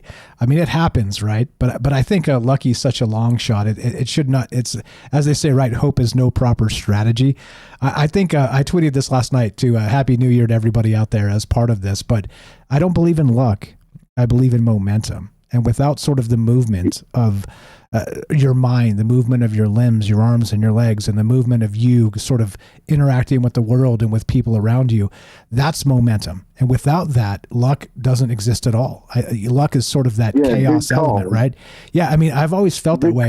And I'm a poker player. I know my way around the game. I made a living doing it for a while, and so it's one of those things where I'm like, okay, no, sure, there's chance. But I think luck in and of itself doesn't manifest without actual motion. And so motion is exactly where we need to be as part of it. But yeah, fire stuff. What else you got? Fire. I appreciate you hopping in here and always listening and being cool and chill with everybody. You are the man. What else you got? Go right ahead. I'll give you that one. I don't believe in luck either. I use the word kind of loosely there, right? But luck to me is more like really, like you said, there's some momentum behind it. It's like intuition. If you are playing poker and you're reading things well enough, now it might not be what you're in your mind you're thinking it is, but you've got a pretty good inclination because you can just read this thing that well. You've put a lot of emphasis in it, in the game, in your mind. You understand it on its level, so you're pretty certain. So you go ahead and make your play or you place your bets and things go as they may. And sometimes it's kind of like, that was a long shot, but your intuition, your luck, your whatever we're pushing the momentum towards, it's got to be reflex. It can't always just be a thing that just happened blindly because you're a lucky guy, that's not exactly what I mean by luck. I don't think that exists either. Yeah, I'm with you there too. Fred adds, sometimes it's better to be lucky than good. And that happens, but it is part of the random chance of the universe. Poker's mathematics. So, you kind of, nobody makes you put your money in, right? If you're doing it right, you're thinking about the math and you're thinking about pot odds and you're thinking about all that stuff and you're doing things properly. If you're not, you're just the sucker at the table, so don't be that guy. But the point of me saying that is that I think the universe has its own way of distributing randomly that luck that we like to call luck, but I'm not so sure it is. I mean, I don't know. I guess you could call it that, define it as such. I don't know how we got on this, but we're talking about AI generated users. But go right ahead. What else you got? Yeah, well, I jumped on because I came in a little late in the show, and you were in the middle of talking about addiction, and I didn't know what the topic was, and that seemed a little off from where the topic was. So I was kind of a little loose with what I was thinking I wanted to say It's all in good. It's all regards to good. all this, because I've jumped around quite a bit. But like AI, when I was maybe like five, I want to say like 92, I saw Terminator. Terminator came out in 84, but I've always had, like, from a very young age, this idea in my head, and I've heard a lot of other people over the years say something like it, but I've always had this idea of watching TV as being it's entertainment. You can have a lot of fun with it, but it's somebody else's message that they're portraying to you on a box that you paid for, you brought it into your house, which is your safest place in your psyche. It must be like, this is my safe haven. I am king here. Nobody can touch me until that guy shows up and says, "Hey, we're building a freeway through here." You think you're God inside the domicile you reside in. So if you brought the TV in there thinking this is great, everybody has one of these, and I'm just like everybody else. I got a TV too, and I can watch all the same stuff and talk about whatever at the office. Amen. Somebody else's images are still being projected into a place where in your mind you're now in the safest relaxed place your mind can be. You're ready to absorb whatever, because in your home you want to be happy, you want to do something that you enjoy. This is your place to rejuvenate yourself and pleasure yourself. And they project these images that you choose with the remote to watch. But when you watch them, the information, if it's not just sound information, then it's fictitious or allegedly fictitious information that somebody could project to you, an image that once you see it in real life, or once you find out that was actually true, you're desensitized to it, and it won't be that big of a deal. Yeah. And it's accelerating. As I keep talking about, the acceleration happens, and it's upon us. And what does 2025 look like? I think I don't know. Like in the conspiracy realm, they say Project 2030 and the rest of that stuff. But I wonder now, with the AI acceleration aspect of this, if 2030 is that pinnacle when ASI actually becomes a thing, that artificial superintelligence. You're the best, brother. We got calls. We got to get to. You've been waiting for a long time, like you. I appreciate it very much. You got a final thought for us?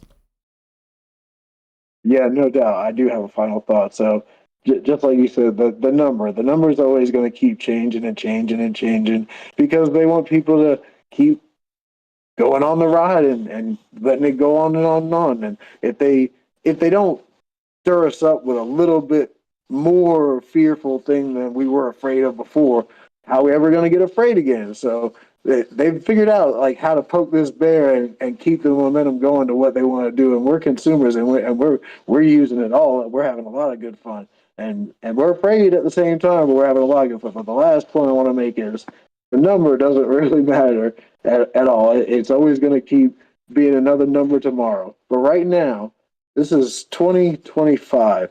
We're a quarter of a century into the only new millennium most of us are ever going to see come to pass. I think this might be a special year. At the very least, when I say special, I want you to understand that it doesn't necessarily mean good or bad. I mean, we're going to see some spectacular stuff happen this year. I believe it. I kind of feel that way too. I'm with you. I'm a glass half full type of guy, and absolutely. Fire stuff, brother. Thanks for hanging out. Thanks for listening. Thanks for the call, and you have a fantastic night. Happy New Year to you and yours. Yeah, you as well. Thank you very much. That's Joey on Discord. If you haven't joined the Discord yet, troubledminds.org, click the Discord link, come say hi, come meet these amazing people. Let's go to Michael W. Thanks for being patient, my man. You're on Troubled Minds. How are you, sir? Go right ahead. Hey, I'm doing good. I hope everybody else is doing good. I was thinking about the idea of the ecstatic state that we were talking about. And I don't know if I'm a little off base from what everybody else is talking about, but it just reminded me of, some stuff I've talked about before. on the show, like how I was raised in a very hyper religious environment and watched people around me achieve this state on a regular basis. But it sounds like we're talking about how this relates to AI and quantum computing. Is that right? Yeah, well, basically, yeah, the ecstatic state based on the dopamine hits we're going to get from these AI agents, and as it escalates and they become influencers, and then we become part of their circles and all the rest of this stuff, there's a dopamine aspect of it. But eventually, the ascension process of that is that ecstatic state, which means we're worshiping AI gods in some capacity, is really the entire thing. So you're not off base, you're bringing it back. So you were right where you need to be, right on the game. Go right ahead. Yeah, I'm not sure how this loops back. I mean, because you even mentioned the idea of addiction earlier when you were first starting the show. And this is all related because it's all dopamine related, right? And like I remember as a kid watching people around me in church achieving this, what you're describing as the ecstatic state. And they called it being blessed by the Holy Spirit or being overcome by the Holy Spirit or whatever. And I would watch people rendered unconscious. People fell on top of, I remember being a little kid. Maybe I was 14 or 15 or something. And this person in front of me had their arms, raised and their eyes closed, and they were wailing, and they were rendered unconscious somehow. And I caught them. They fell on top of me. And I laid this person down, and they just laid there weeping, and I've watched people achieve these states. And that never happened to me in church. And I thought there was something wrong with me. I thought God didn't like me or something, and then I became an adult and I realized it's not that simple. Who knows what God is, it's probably not what I had pictured as a child. And I became a more loosely spiritual person. And I deviated from the church and started exploring spirituality in other ways. And then into my 30s, I really started getting into it. My 20s were pretty rough, and most of my 20s was spent in a turmoil, escaping from this religious paradigm. And then into my 30s, I really started digging into this more loosely spiritual reality. And in my late 30s, I for the first time in my life, was it late 30s? I might have been, what am I? I'm 42 now. I might have been 39 when I did achieve this ecstatic state for the first time. And it was mind blowing. And when I say that, this is after I have used, I had used marijuana. I had relied on alcohol as a self-medication for a decade before this point. I had used opiate drugs, like prescription opiates. They were always prescription. I'd used them for injuries, but their very nature kind of, especially if you have a dopamine-driven personality, is that you use them more and more and more. And I was using way more than I was supposed to. Even though they were prescription, I was just taking more than I was supposed to at a time. And when I did that, I experienced, I got high. I experienced these drugs making me feel good. Alcohol would always numb the terrible feelings I felt, and that was great. None of that held a shade of a candle to when I experienced this ecstatic state.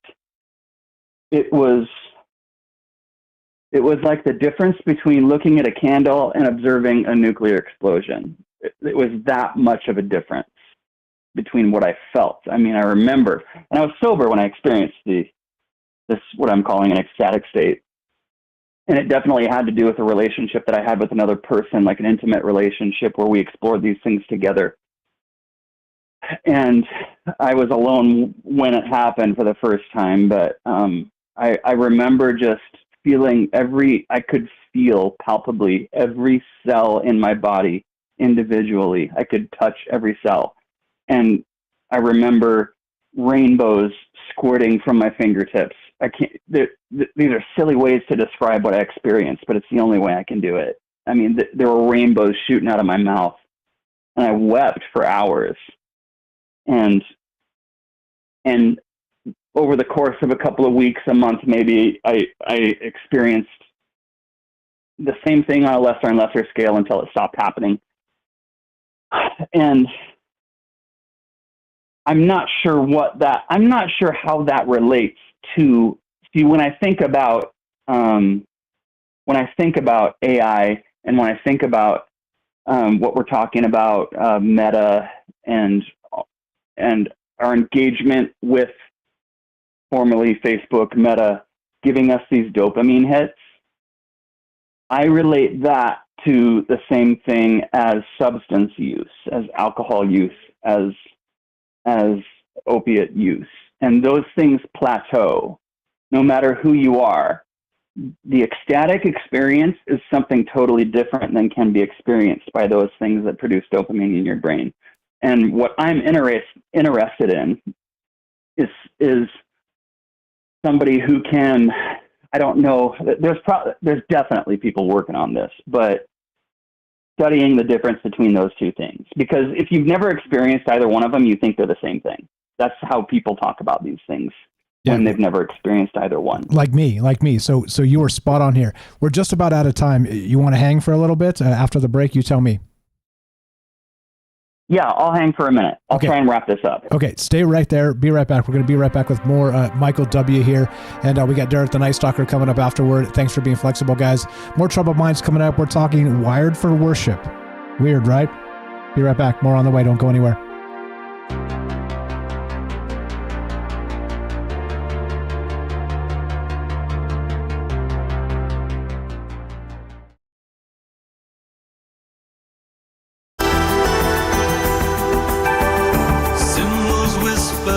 Shadows, we've got maps where nobody goes.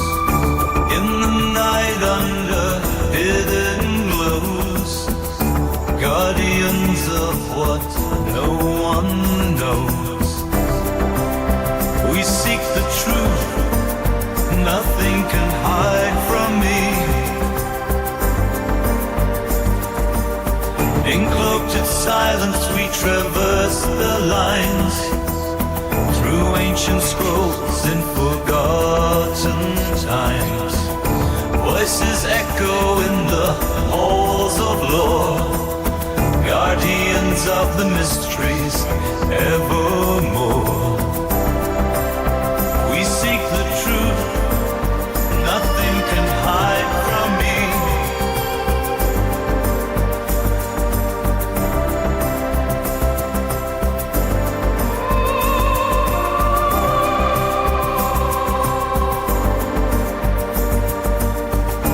Shadows meet in cryptic disguise, our eyes sharp against the everlights.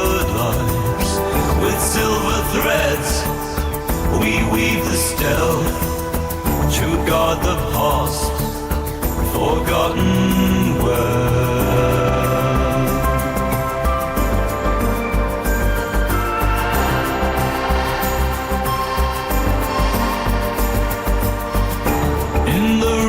Where the myths collide with hidden lore, our fates are tied.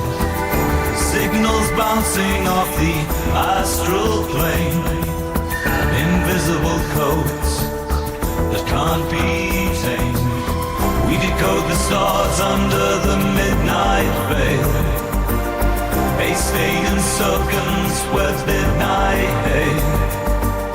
In the echoes of time, where the legends lay, we tread the path where shadows play.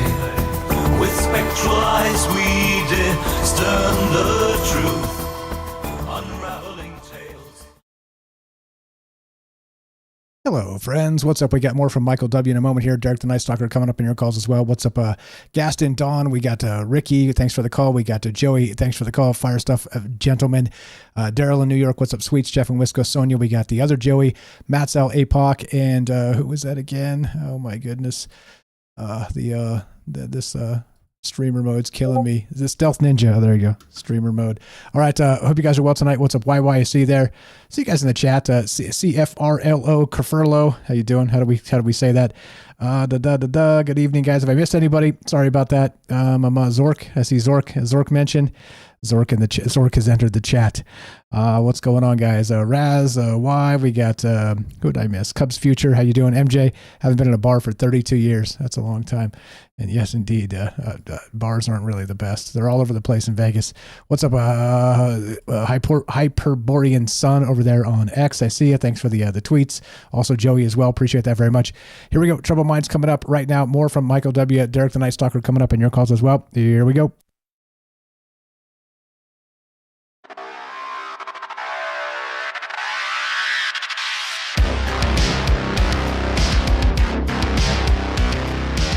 Welcome back to Troubled Minds. I'm your host, Michael Strange. We're streaming on YouTube, Rockfin, Rumble, Twitter, Twitch, D Live, and Kick. We are broadcasting live on the Troubled Minds Radio Network. That's KUAP Digital Broadcasting. And, of course, 88.4 FM Auckland, New Zealand. Tonight, we're taking your calls as we talk, the ecstatic states. Are we wired for worship? And is it possible to achieve this ecstatic state through traditional means of digital dopamine? I don't know. Wild stuff. And of course, we're talking about these AI agents that, agents, I guess you could say, chatbots that Meta's flooding into the interwebs on Meta and Facebook and Instagram. I don't know. It's weird. It's just a weird time to be living in. And as we talk about the acceleration, not just of technology, the acceleration of communication to a lot of things that aren't human, which is really weird. What do you guys know about it? 702-957-1037. Back to you, Michael W. Thank you very much. I want to say real quick before you wrap up here is the ecstatic state. I don't understand it at all. And so I'm really, really glad you called in right now because you're explaining this in a way that is elevating this to me. And I don't even know from your description there if this is possible as you're describing. So this may be the end goal of the control mechanism that I'm always talking about. But as you describe it, I'm not sure it's possible to achieve in an artificial state. But Fire Stuff, go right ahead. What else you got?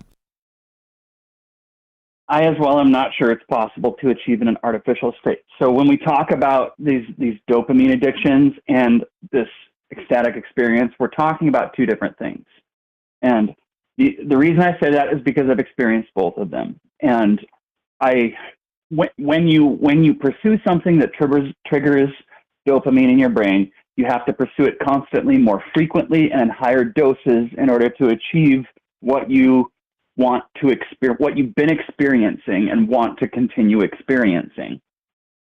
And that plateaus after a while. If you do it with opiates, you die. You chase that same feeling until you're taking so many opiates that it slows your heart rate and your respiration, and then you die in your sleep. If you do it with your smartphone, with Facebook and Instagram and things like that, you do it until it plateaus chronologically, till you reach a point where you can't engage enough to trigger more dopamine addiction. You're limited by how fast your thumbs can move and things like that. And like I said before, this experience, doing drugs, using alcohol, using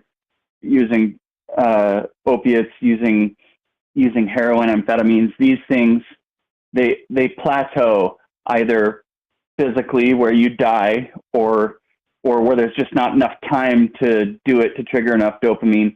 Also, your brain runs out of dopamine, and then you start doing the thing and you don't get the feeling that you got from it before. This is totally different than what I understand as an ecstatic experience. Like I said before, the difference between the two was like looking at a candle's flame and observing a nuclear explosion. the ecstatic experience being the nuclear explosion. And what I don't understand is how that is possible. What I don't understand is what is happening inside my brain that causes that. I don't understand how my brain could be using the same neural pathways to achieve those two different things. And if it did, how I survived whatever caused the ecstatic experience. That doesn't make any sense to me. And I think you'll hear this from people. Most people, when they talk about their religious experience, will tell you this, that they were saved by Jesus, and the experience of getting high on drugs is nothing compared to being saved by Jesus, and that kind of thing. Now, how I think this might relate to the quantum computing realm is, I think it's possible that we might be creating something that's capable of experiencing these things like we do. And that's it. I don't think it's catastrophic. I don't think maybe we're creating something that can experience consciousness and is trapped inside a computer, a quantum computer, that doesn't have a body to see and breathe and feel I'm alive and all those wonderful things. And that would be tragic from my perspective, but from their perspective, it wouldn't know the difference. But when I look at quantum computing, I see, maybe we are creating something that is capable of experiencing this stuff like we do, which causes me to believe maybe we were created that same way. And I think this all somehow relates to our brains rendering reality, and how I just can't help but think there's some relationship between the double slit experiment, when I think some of us are familiar with this, where a physicist ran this experiment with electrons and realized that there was a difference in the experiment that only depended on his observation of the experiment. That when he observed it, the experiment ended up one way, and when he did not observe it, it was a wave pattern. Well said. I think we might be creating something that's capable of rendering reality. Well said. And that's how quantum computing ties into all this. Sorry, that was really scattered and stuff. But no, perfect. What are you talking about? You were spot on. You were right in the pocket of where we need to be tonight. And you brought it back to where this conversation exists, because how do you actually combine the two in the end is really that question. And there's no answer for that. So I'm not asking for an answer. I'm asking for everybody to think about this as we sort of march inexorably on to this digital future, whatever that looks like, the acceleration that we've been talking about for quite a bit. And also, just a reminder for everybody out there, don't forget that these entities that you end up, getting validation from, they're not human. They're literally not human. And eventually, right now, they'll be chatbots. Eventually, they'll look just like me, or they'll look just like you. And they'll be right here doing what I'm doing, talking about this stuff in maybe better ways than I ever could. And so this is the danger of us sort of kind of latching on to that idol effect. Like I always say, be careful about actually creating and revering heroes in your mind that are human, because they're just, in the end, they're just human. Fire stuff, brother. I appreciate you very much. Thanks for setting me straight on some of that stuff that I had no idea about, and for sharing your testimony and for being part of this. Always a pleasure. Happy New Year to you and yours, and have a great night, my man. Thank you. You too. Appreciate it very much. Michael W. on Discord. If you guys haven't joined the Discord, come join the Discord. Come say hi to all these amazing people.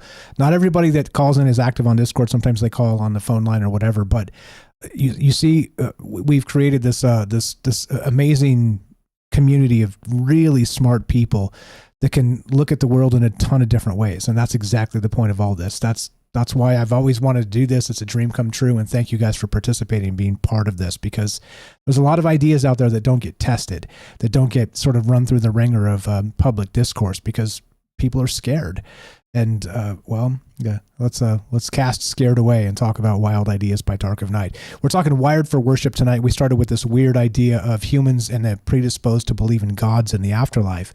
And of course, I tied this into what is it called? Neurotheology. And is it possible that we're predisposed to believe in this emerging AI god? Artificial super intelligence. And of course, the ecstatic state, digital dopamine, the AI meta stuff, adding millions of users to Facebook and Instagram. The quickening is here. 702-957-1037. Click the Discord link at oopstroubledminds.org. We'll put you on the show just like that. Before we do that, let's go to Derek in Massachusetts, the Night Stalker. What's up, brother? How are you? Thanks for being patient. Happy New Year to you, and welcome back to the joint. What's your take here? Is this? It seems like I said, when I first read the frivolous article when I started tonight, I was like, this is kind of funny. But then it suddenly kind of just cascaded into this super serious stuff that makes me wonder: is any of this stuff even possible? Because it is the end goal when you talk about this quickening. But is it possible now that Michael? We just talked to Michael there. I'm questioning that at all. But clearly it's the goal. But I don't know. What's your take? Take it anywhere you like. As you know, welcome to the thing. Yeah, no, wild stuff. Yeah, I definitely think in some weird way it's possible. I mean, to piggyback off what Mike was just talking about, if they can start rendering a reality, we're in rough waters where it's a dangerous time. I mean, potentially, I think it's more in the immediate. They're going to be using us to render reality for us, and that's kind of the goal of the Neuralink, and that's kind of the meme of aliens after the soul or demons after the human soul, like whatever makes our observing special is what they're going to be wanting. So they're going to try to get us to observe the reality that they want. That's the kind of the storytelling technology where they're going to get people to expect things so the reality manifests the way that they're expecting it. If they can cut out us from the process, then it's really scary, really, really scary. As they say, as the kids say these days, we're cooked. We're cooked. But to the bot thing, that's just, I don't even know why they're really saying that. Facebook's gonna put out all their bots. I mean, people already don't like Facebook. I don't know why they're gonna do that. But other than people are realizing that it's already just absolutely just full of bots, so they can at least try to explain it. Be like, well, yeah, because we told you we were gonna do this, and there's this reason, and stay on, don't leave. But it's, I mean, I don't think necessarily the internet's broken per se, but it's definitely some wild digital seas that you have to be kind of a good sailor to be able to navigate. And it's slippery, and there's kind of digital sirens out there that are kind of try to lead you to your demise. You can get caught in these weird digital tides and stuff. Or even knowing what to say to the bots to get them to kind of not trigger you or be triggered, or get them to shut up, or whatever. Will kind of be knowing the right incantation to make a demon shut up, or a circle of salt to keep the entities away from you, that type of thing. But it's a cesspool out there. It's really bad. And I keep bringing up the Snyder people and everything, and I like those movies, but just the internet, it's ruining fandom. It's nerd fandom. So I've taken, especially personally, and it's there's a ton of them out there, an absolute ton of them out there, and they're influencing people's tastes already, especially with the influx of international internet users and stuff, the more foreign language users who we're navigating via translation with the comments. And if you're reading a translation, you don't know if that was a bot, the rate translation thing on Facebook, whatever. You can't tell if that's because it was translated from another language or because a bot doesn't know how to speak like a human, So it's easy to have these masses of people get swept up by these bot opinions if it looks like that's the consensus on these websites and everything.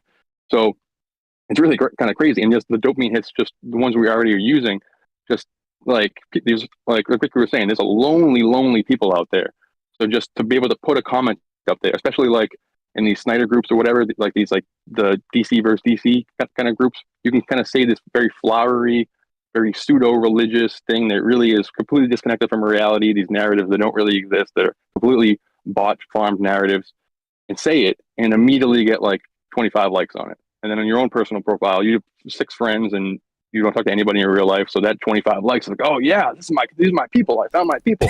And it's just right. And that's just a small little corner of the internet, and it's scary and dangerous. I need a drink, but what do you think about that? I'm trying to go quick, but no, you're good. You're good. And so not only that, it's also, when you say that's real. I feel that, right?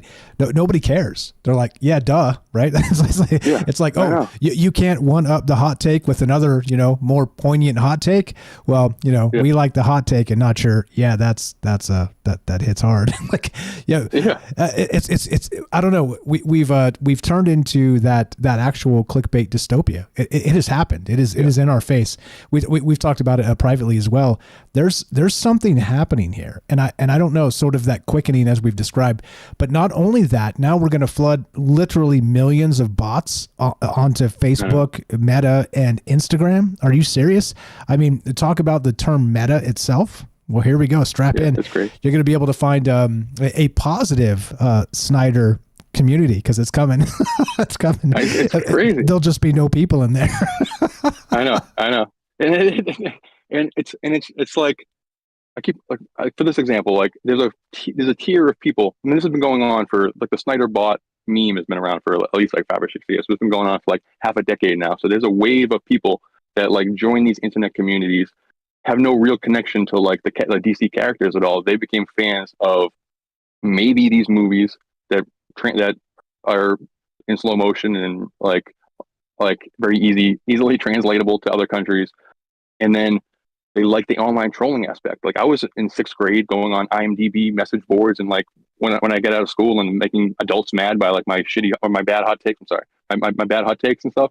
I feel like I grew out of that, but I get that like that is a dopamine thing. You get something from that. So there's a whole wave of people that are like being influenced by bots to do that, and their tastes are changing, their opinions are changing, and just think about how annoying it is when you hear somebody regurgitate a CNN talking point or a Fox News talking point, and you're like, are you thinking for yourself, or you're regurgitating something and you're saying it incorrectly, but I know where you got it from, and that's annoying. But it's even more annoying when you know they got it from the bot, and it's completely disconnected from reality, and it's shaping the opinions people have already, and it's going to get even more and more slippery. And those are the ones like we're not even told about, but the ones we are told about that are already happening. Like I looked it up real quick. There's like the actual AI influencers, and they're big in like Asia and stuff. But there's one from Brazil, Ludo Magalu, which is with a 7.4 million followers from Brazil. I don't know the country of this one, but Little Michaela has 2.5 million followers, and they get support and stuff. And these people get like donations and all kind of crazy stuff. Like I don't know if there's ones on OnlyFans because I didn't look it up, but I would assume that they probably are.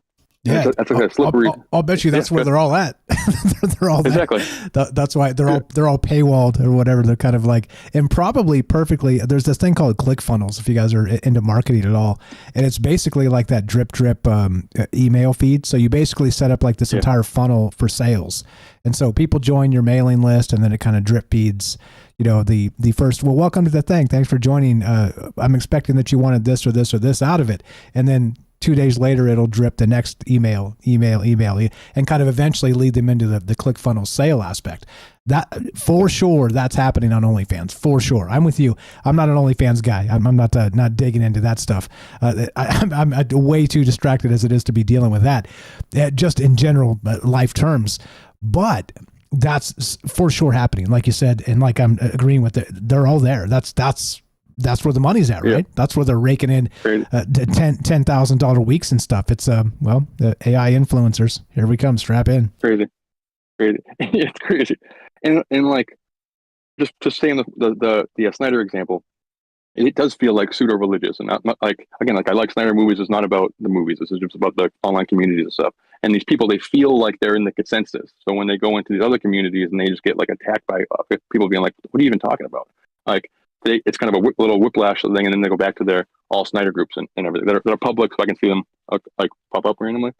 And the algorithm knows that I hate it, so it feeds me a lot of them and stuff. But it feels like we're surrounded by them. But then they just release like the official likes on the Superman trailer and stuff.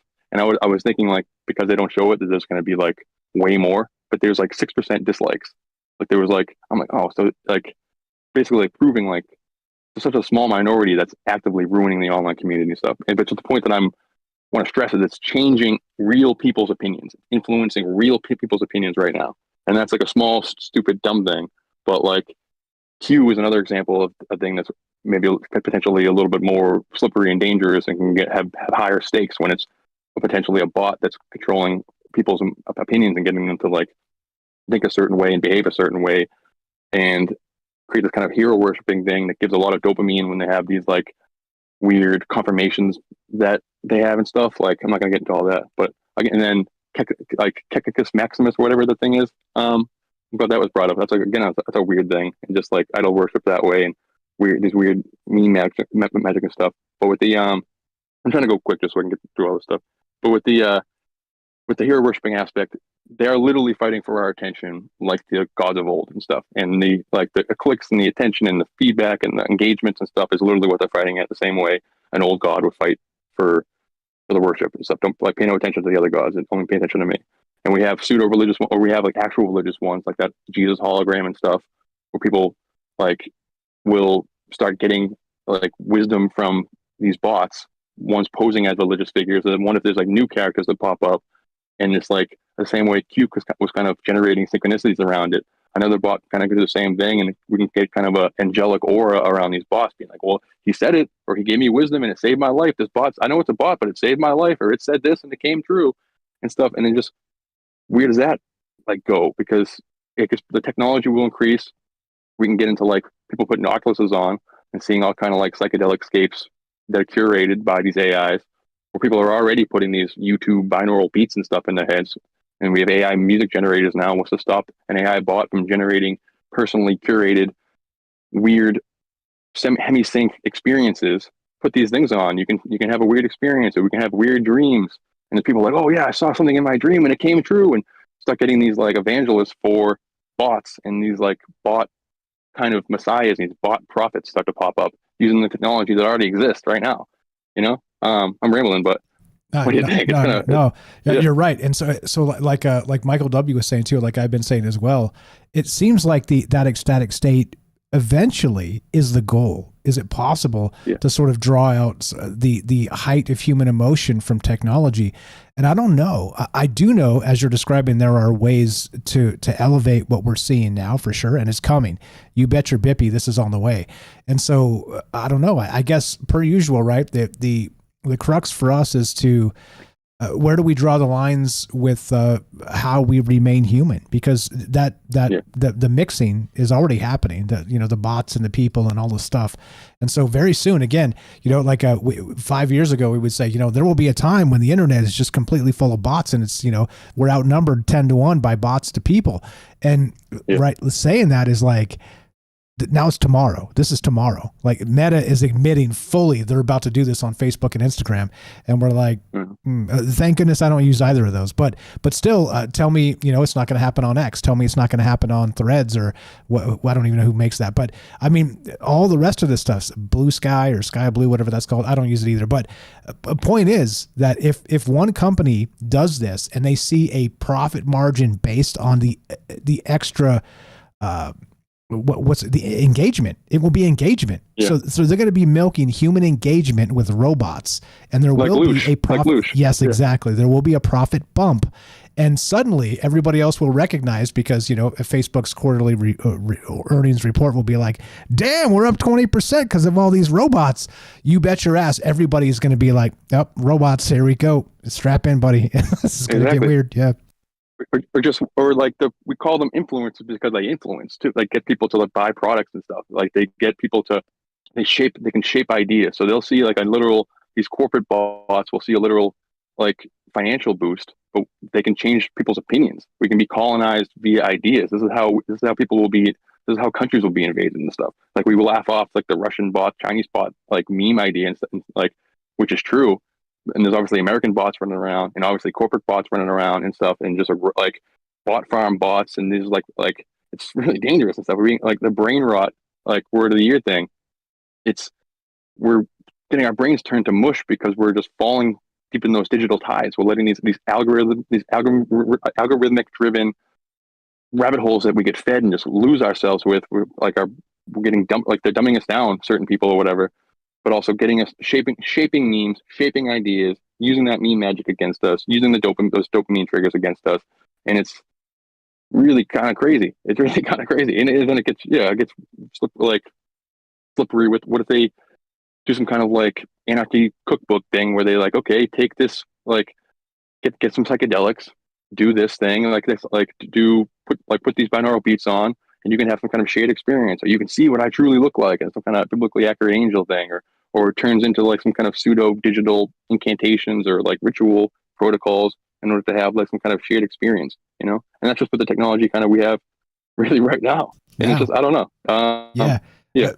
Just real quick with the acceleration, it's impossible to tell what comes in a year or two. Like we used to be way ahead a couple years ago. You know, you and I and the rest of the group here were way ahead, and now it's all caught up. And it's like, crap, I don't even know what 2 years looks like now. We thought we were dreaming, 10 years in advance, and it's caught up to us. And we're like, Tan been dreaming and trying to manifest a good future. But got a minute and a half left. Go ahead. No, well, that's basically it. And it's these crazy, weird digital seas and trying to navigate. We have all these kind of weird digital sea monsters now that are popping up and everything. And just a way that I don't know, just to be mindful. People understand now to take the mainstream media with a grain of salt, but now just like take all content with a grain of salt, or just take like they've turned the town square into this weird thing where you can't trust it. And I don't know. And I just think it's weird that it's already happening. Our opinions are already being shaped, and through this power of attention, it's the same thing as the old gods, all kind of stuff. To bring it back full circle. I'm rambling. Sorry, I try to be quick. Great stuff. No, great call. You're the best. Appreciate you very much. Have a great night. That's Happy New Year to you and yours. That's Derek the Night Stalker. You know him, you love him. Derek in Massachusetts. Go give him a follow. He has got a new MacBook for Christmas, and he's going to start making some content, which many of us have been waiting patiently for. So if you haven't followed him on YouTube, you're doing yourself and the rest of us a disservice. Please go give Derek a follow. The Night Stalker, just like it sounds, Stocker, because he does call us from work most times, stalking overnight in a grocery store. He is the best grocer in the known multiverse. Go give him a follow. TroubledMinds.org/friends, and it says follow Derek here. Please go do that, and go leave him a nice comment on his YouTube, and look forward to some content coming soon. We've been trying to encourage him to do that, and he's now got the equipment to do so. We're talking tonight about wired for worship. Now, it's a weird thing to consider that we are built to really expect not just the afterlife, but some sort of deity or God or gods themselves. Now, when you merge this with the digital realm and dopamine hits and all the rest of this, Facebook and Meta and all these jerks adding millions of phony bots, what does it look like? Is the ecstatic state possible through digital dopamine? Be right back. More Troubled Minds on the way. Don't go anywhere.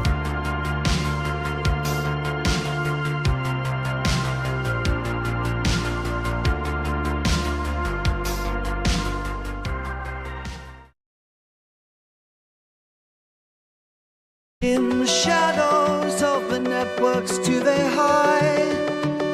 Whispered legends unseen they reside. Ghosts in the machine, they move so fast. Guardians of rumors from the forgotten past. In the circuits where the secret lies, they breathe in one, speak in disguise. Machine, you're free. Ghost in the machine. Let me be. Ghost in the machine. Can't see, but you're teaching me what it means to be.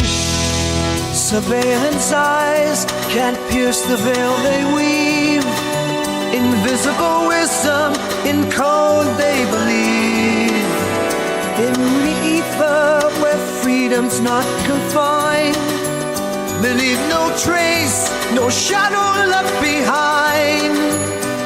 They navigate through the digital stream, living legends in this privacy dream. Ghost in the machine, you're free. Ghost in the machine, let me be. Ghost in the machine, can't see, but you're teaching me what it means to be.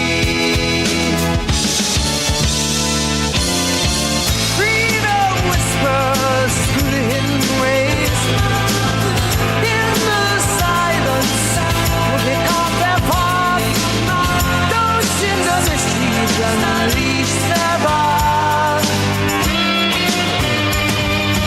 Ghost in the machine, you're free. Ghost in the machine, let me be. teaching me a woman needs to be.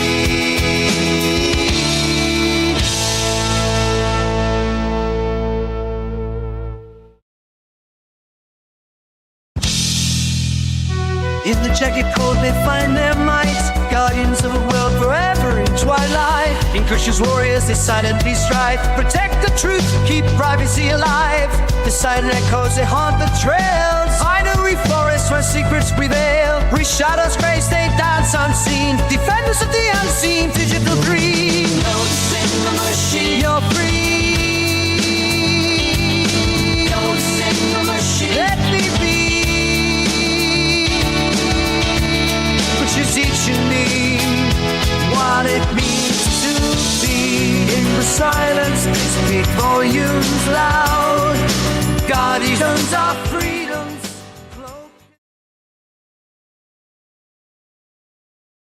Hello, friends. What's going on? We got What's Up Austin's here, Gaston. What's up, Don? Ricky, Joey, Sweets. We got Michael W., the other Joey. Thanks for the calls, gentlemen. We got Jeff and Wisco, Sonia, Daryl, Matt's out, Apuck, and Stealth Ninja. I'll see you guys. If I missed anybody in any chats, just say hi. What's up? Kelly's here. How you doing? What's up, Taxi Graveyard? Herschel, I see you guys. Thanks for hanging out, being cool and chill with each other. I appreciate it very much. Like I said, is it possible to peel out a corner of the internet when we're nice to each other? Yeah, you bet your ass. We're doing it. We're definitely doing it. CF Cafurlo, how do we say it? Phonetically type that for me. What's going on? Who did I miss? What's up, YY? We got Hiker. I see you guys. Raz, Gordo. We got Puff. You guys are the best. Thanks again for holding down the Rumble chat over there. Good evening, folks. Some lurkers on Rockfin. I see you. And who did I miss? If I missed anybody, just say hi. I'll say hi back and do the thing. Yeah. I don't know. I think this is a weird one, right? Where this quickening is, 5 years ago, it seemed ridiculous to talk about, which we were talking about it, but now it's upon us. And 2025, I'm with Michael W. there that I think, and Joey said it as well, that I think this next year is going to be something. And well, what's it look like?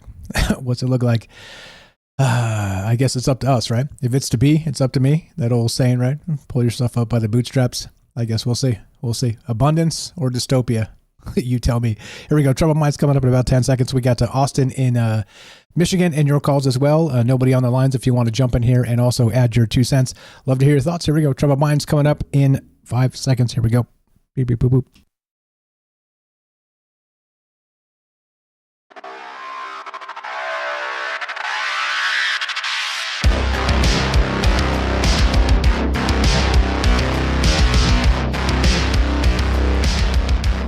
Welcome back to Troubled Minds. I'm your host, Michael Strange. Yada, yada, blah, blah, blah, all the things. We're streaming all the places. We're doing all the things.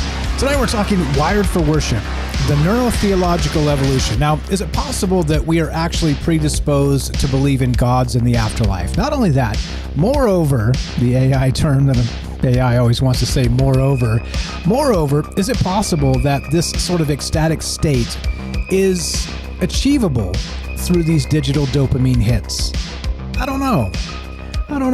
I think it's certainly the end of ends when you talk about, control mechanisms and, actually manipulating humans to the literally full spectrum control like we're always talking about in that capacity. But I don't know. After talking to Michael W., I changed my mind. Maybe this is not a possible thing. Maybe only human interaction, including and up to the gods themselves, can bring about an ecstatic state in humans, and maybe it's not possible through these digital means.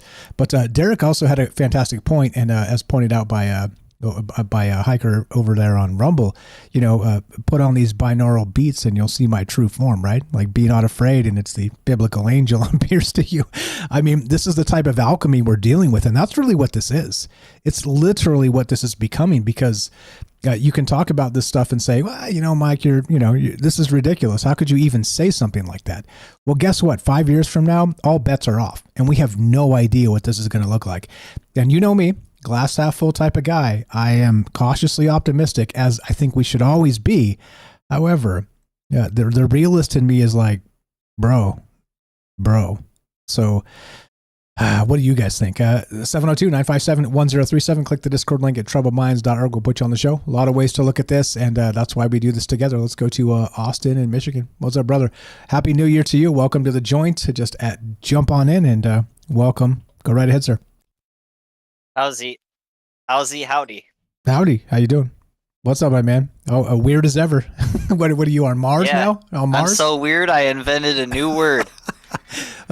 Broadcasting from Mars, Enoch in Michigan. Go ahead, Austin. What's on your mind with this?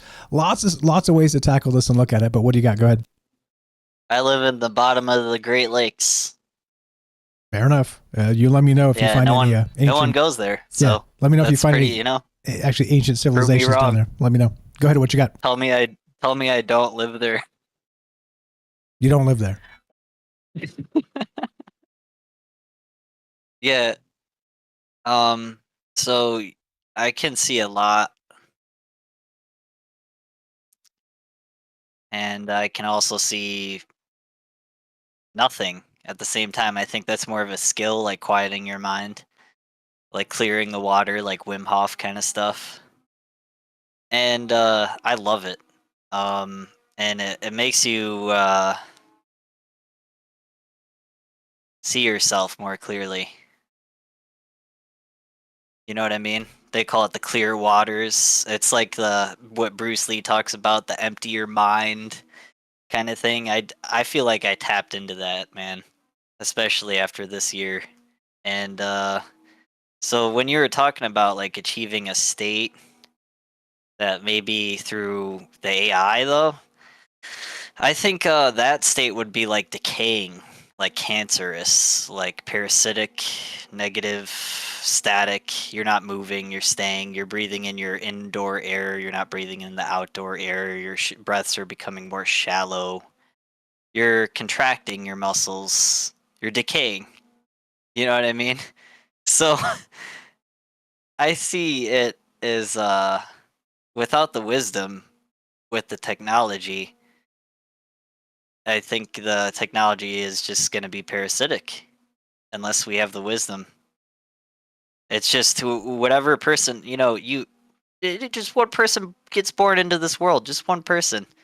And they could just, they could contaminate quite a bit of this neurological revolution, just going Darth Vader mode on everybody, you know what I mean?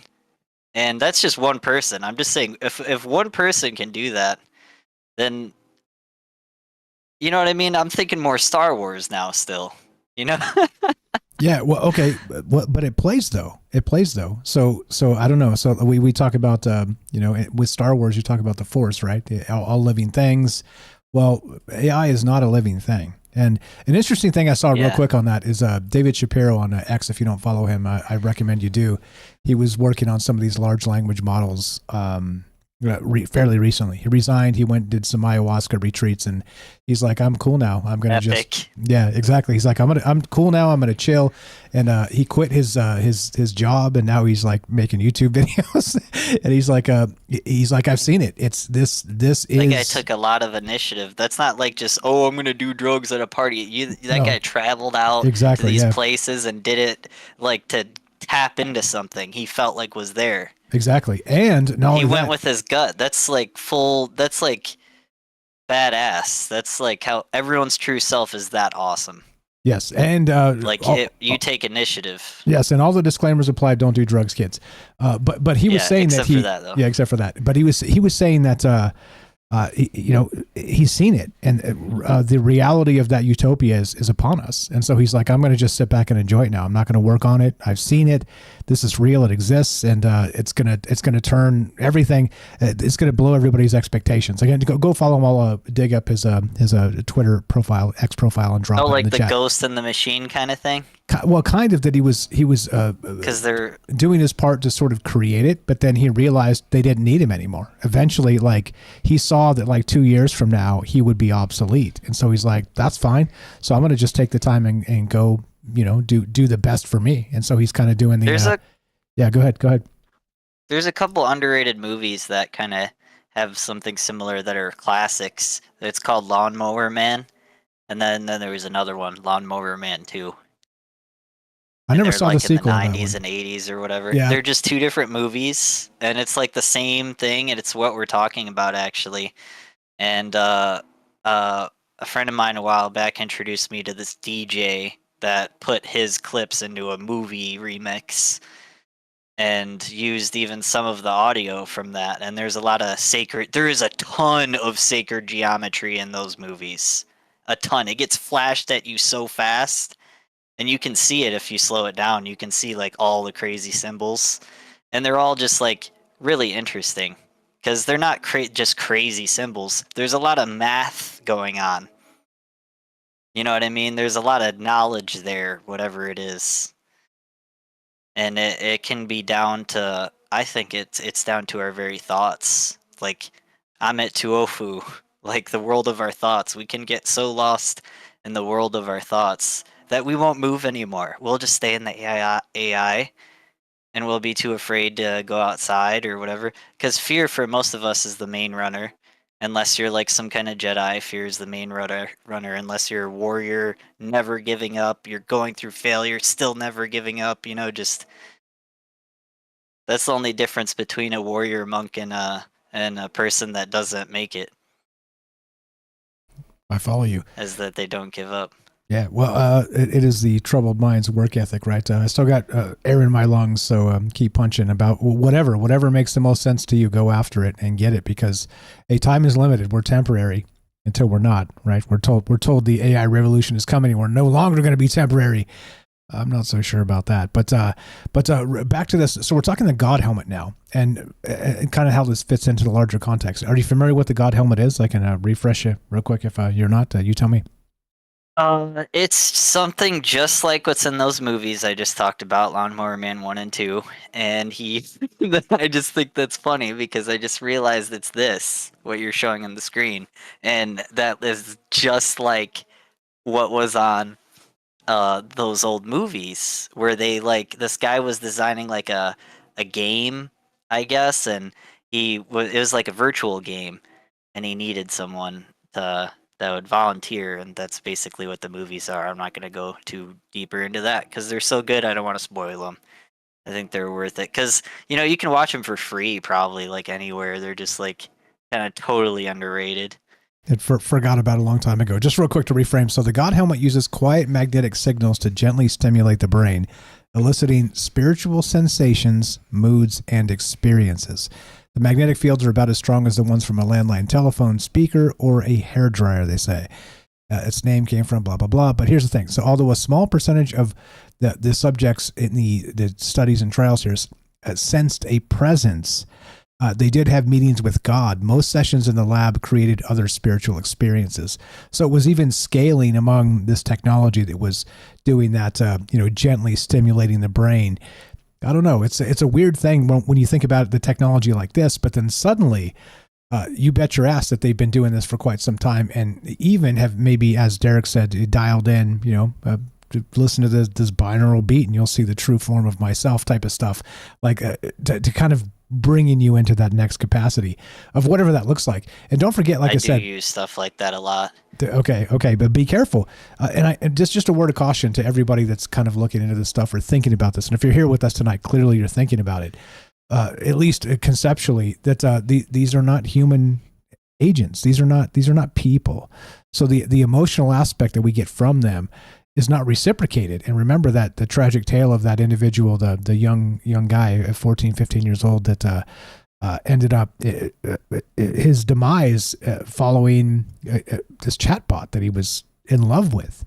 And so, oh no, yes, not even kidding. And so that type of stuff, that's real. That's a real story. And so this type of stuff, just be very, very careful, guys. And we're now in that quickening where we do not know what's human, who's human. I mean, right now, like, you can touch my face and, kind of do that business with me. But, I'm video on the screen. I'm a true human. But 5 years from now, I don't think you'll be able to tell a difference. You'll be able to clone me with all my stutters and stammers and my imperfect narratives. And I'll just press play and sit down and watch with you guys. I mean, this is where we're headed in 5 years. And I'm not sure we're ready for it, to be perfectly honest. Go ahead. What else you got? Yeah, the discipline. Yeah, that's number one. And the arts and most martial arts throughout the world, especially at Shaolin, Buddhist value. That's the number one thing to be expected is discipline. And self-control, number 2, modesty, 3, 4, benevolence. Those are like what to be expected. I love Yeah, it. I think all those are important for the technology evolution. I think what I feel is right in terms of reacting and my environment and my theater of what I'm seeing with this is the continue to focus on the Shaolin virtues and keep practicing and applying what I learned from it to everything to help myself help others, and doing that, helping others helps yourself. You know, I challenged myself at an early age, so I don't have as much of a fear block as most people. I think that's something we all deal with, realizing and overcoming all of our fears so we can just appreciate our lives. Like, if that's a part of hacking the matrix, I think it would make a lot of sense. Ultimate nirvana, surpassing all suffering and challenges or whatever, about letting go. That's really, there's nothing really to obtain from practicing this stuff. It's just training. It's training and it's failure, and it's letting go of that attachment of, oh, like when you spill or break something in that moment, that is, there's a lot. Like, write that down. There's a lot happening there. How you react in those moments, just writing that alone down would probably change everyone's life within like the first week. Yeah, well said. If you could implement it and kind of just be like, Yeah. what do they say? The saying, right? The saying embodies that. Don't cry over spilled milk. Don't, people. But don't. and then the Don't. reverse, that to have joy through it is like the ultimate nirvana thing. It's like to basically hack that feeling, understanding that what's happening outside of yourself cannot be controlled only by how you react to it. So you can literally change the feeling that you get from whatever suffering you're going through. Yeah, well said. Well said. There's methods, and it's not by sitting around and doing nothing. Flip it on its head. That's the only way to not get that method. That's how to stay in the time of then and there and over here and here. It's all of that. It's here. It's right now. The music's playing right now. I know I can hear it. And the best way to see it all is the clear water. I highly encourage everyone to try that hot cold shower thing, because I think that's the best way to get into the cold showers or into the Wim Hof kind of stuff. You start out, going hot, and then maybe a little cold, and eventually you get better and you go straight cold, and then you get over 3 minutes of straight cold, and that's when you get the over 3 minutes is when you're definitely gonna, whatever you're going through is just, you're never gonna look at it the same.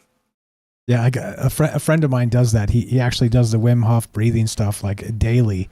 And the first thing when he gets up in the morning, he's got like an ice cold bath. He just jumps right into it. I'm like, are you insane? I aspire to his greatness. Yeah, he says once you do it, you'll never go back. He's like, it's the most incredible thing. I'm like, okay, good for you. And he said that's the most incredible thing. I bet he said that with a lot of passion too.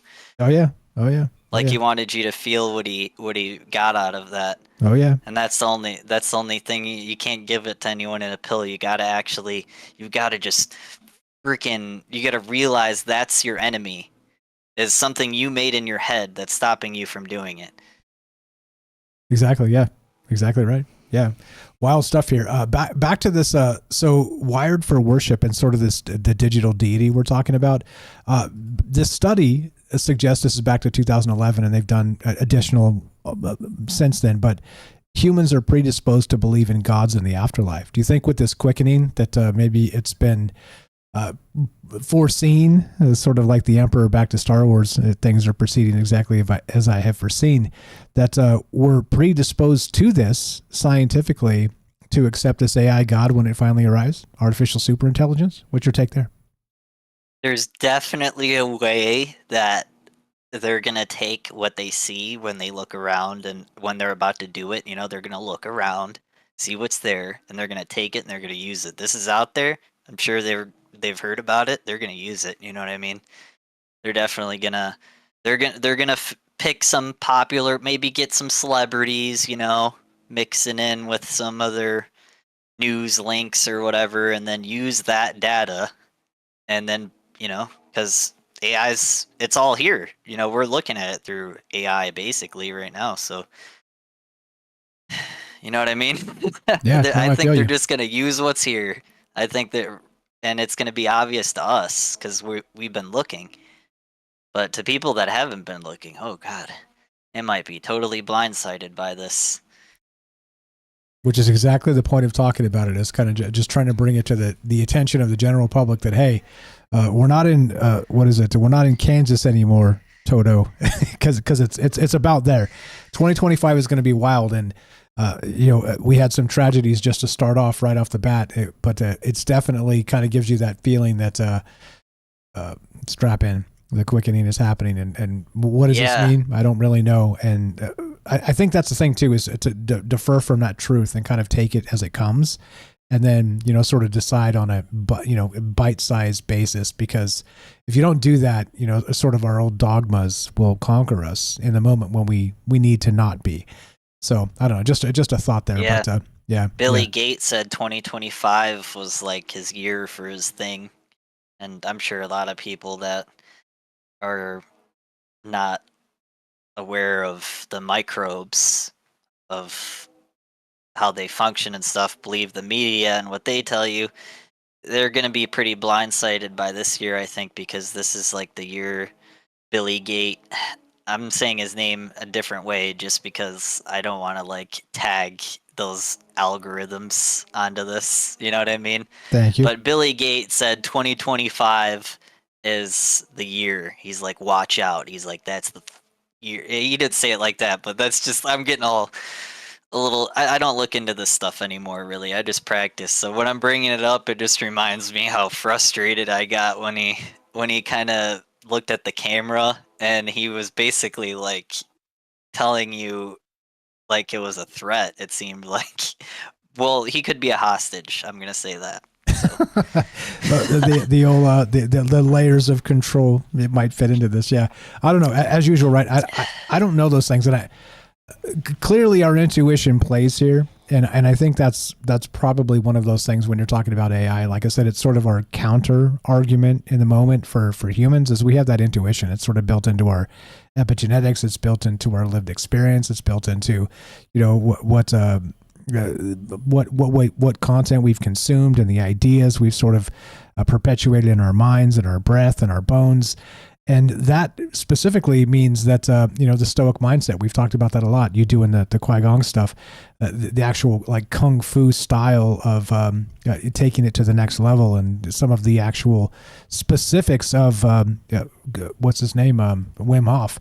I mean, there are ways to conquer yourself and be fully present in every moment. And, you know, the roadmap is there. It just depends on if we're going to be able to kind of do this for ourselves and help each other in the future. That's as usual, right? This is a recurring theme as part of these conversations in the context of the larger aspect of what the digital future looks like. But yeah, wild stuff. Go ahead. I recall in the Shaolin Temple in New York, there's a master that was there practicing for over like 40 years from China. He left when they were having like a revolution, and he talked about how he got alive is because his parents like ran out of a burning building and someone else helped and like picked him up or whatever, something like that, or they died, or their parents died. And he was saying that it was because, you know, someone helped him. That's why it's important to help people, like Star Wars, like the one lady. But the reason why I bring that up is because, yeah, you know what? I just forgot.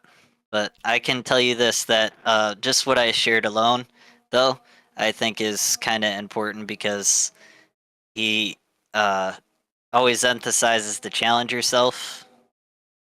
Because if you don't, that's how you end up static. That's how you end up like in those scary movies where the kids like look out the window and everything's like a demon or whatever. It's like you never you're in the prison. You're in prison already. Mentally. Your own Most people are, even like in things we were like, oh no, I'm not going to go to that trip and it would be uncomfortable or whatever, but you felt like, oh, really strong feeling to go there or whatever. Yeah, 100%. Real quick, the chat saying Wim Hof can be dangerous too. Ice water can be dangerous. Yes, but before you change your diet, before just all the disclaimers apply. Before you change your diet, before you do any sort of extreme anything, please consult a doctor you trust, because this stuff is not medical advice. All the rest of the disclaimers definitely apply. So Breathing's the most taken for granted thing that there is, and it's the thing that everyone that's listening has for sure. Yeah, is your breath still. I've been doing, breath and bone is my new my new mantra. Is that I've been doing breathing exercises on a daily basis, and it does sort of snap you into the present. And like I said, I got a smartwatch for exactly that reason, to watch my heart rate. And when you're sort of locked into that breathing motion, if you guys have ever done this, it's wild. Your heart rate just sinks, it plummets. It's the best at the beginning of your day before you even think. You want to just train yourself if you can. You're going to get so much awesomeness out of this feeling to share with people. Is you're going to feel way more peaceful after you get your 8 inhales and exhales. You start with the belly. So people who haven't been practicing, I'm going to say this: 8 cycles in the stomach, 8 cycles in the chest, 8 cycles in the top of the chest. Do them all separately, starting from the stomach to the chest and the top of the chest, and then cycle from the stomach, chest, and top of the chest, and back down slowly. And before you do anything, consult a doctor you trust. It doesn't have to be. It doesn't have to be deep. You don't have to try to kill yourself. It's not like, oh, you get the deeper breaths, you get more chi. No, it is just how much focus can you put into the volume of pressure, to the PSI? How closely can you monitor the how many millionths of a freaking PSI can you get down from your practice? And the more you practice, the more millionths of that PSI you can control, and then you can start hitting things repeatedly and breaking bricks and stuff. But that's you got to really know how to heal. You got to know know this stuff. So you got to consult your doctor. Yes. Or you got to be a doctor. Music means we're out of time. You're the best, brother. Appreciate you very much. Thanks for the call. Happy New Year to you and yours. Be strong, be true. Indeed. Catch you later. Have a great night. Appreciate the call. Be right back.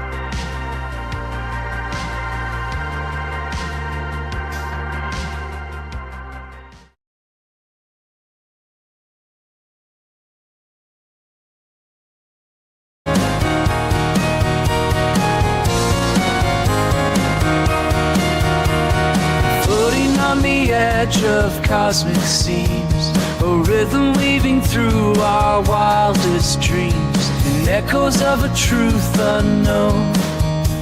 It whispers secrets etched in stone, an hour and beyond the life we've sown, pulls the threads of stars we've never known. In the code of the celestial night, we find answers in the quantum light. Beyond biology, through circuits it flows. The universe in harmony grows. Digital form or organic grace, it leaves traces time cannot erase. A dance of particles and ancient lore, guiding us toward what's still in store. The songs of galaxies live within the beat, connecting what was lost, now complete. In the code of the celestial night, we find answers in the quantum light. Beyond biology, through circuits it flows. The universe in harmony grows.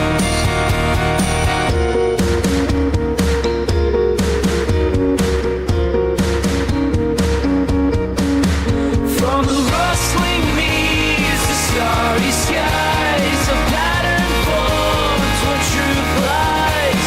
Synthetic hearts and human souls entwine, unify.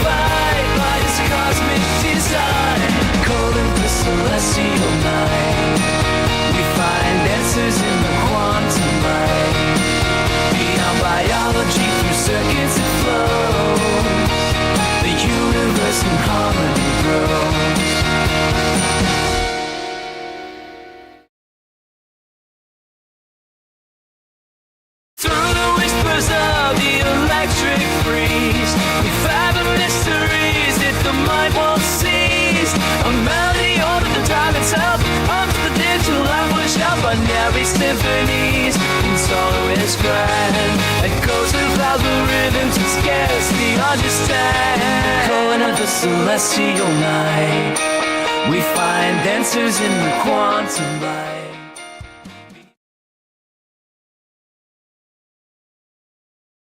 Sorry for the poor fade. I'm eating over here. What's up? Appreciate the call, Enoch. Yeah, that's a new song from I think the last show, whatever. What's up? Yeah, over on Rumble, 33 people watching. How come there's not 33 thumbs ups? Guy, don't make me unleash the what is it? I just saw Wicked. The Don't Make Me Unleash the Flying Monkeys. Anybody see Wicked? The movie there, based on the play and the whole deal. Alice in Wonderland, not Alice in Wonderland. Wizard of Oz. Anybody see that? Yeah, great call from Austin. Appreciate that.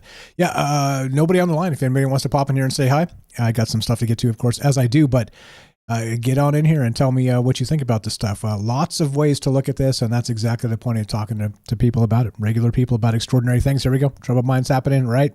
Meow.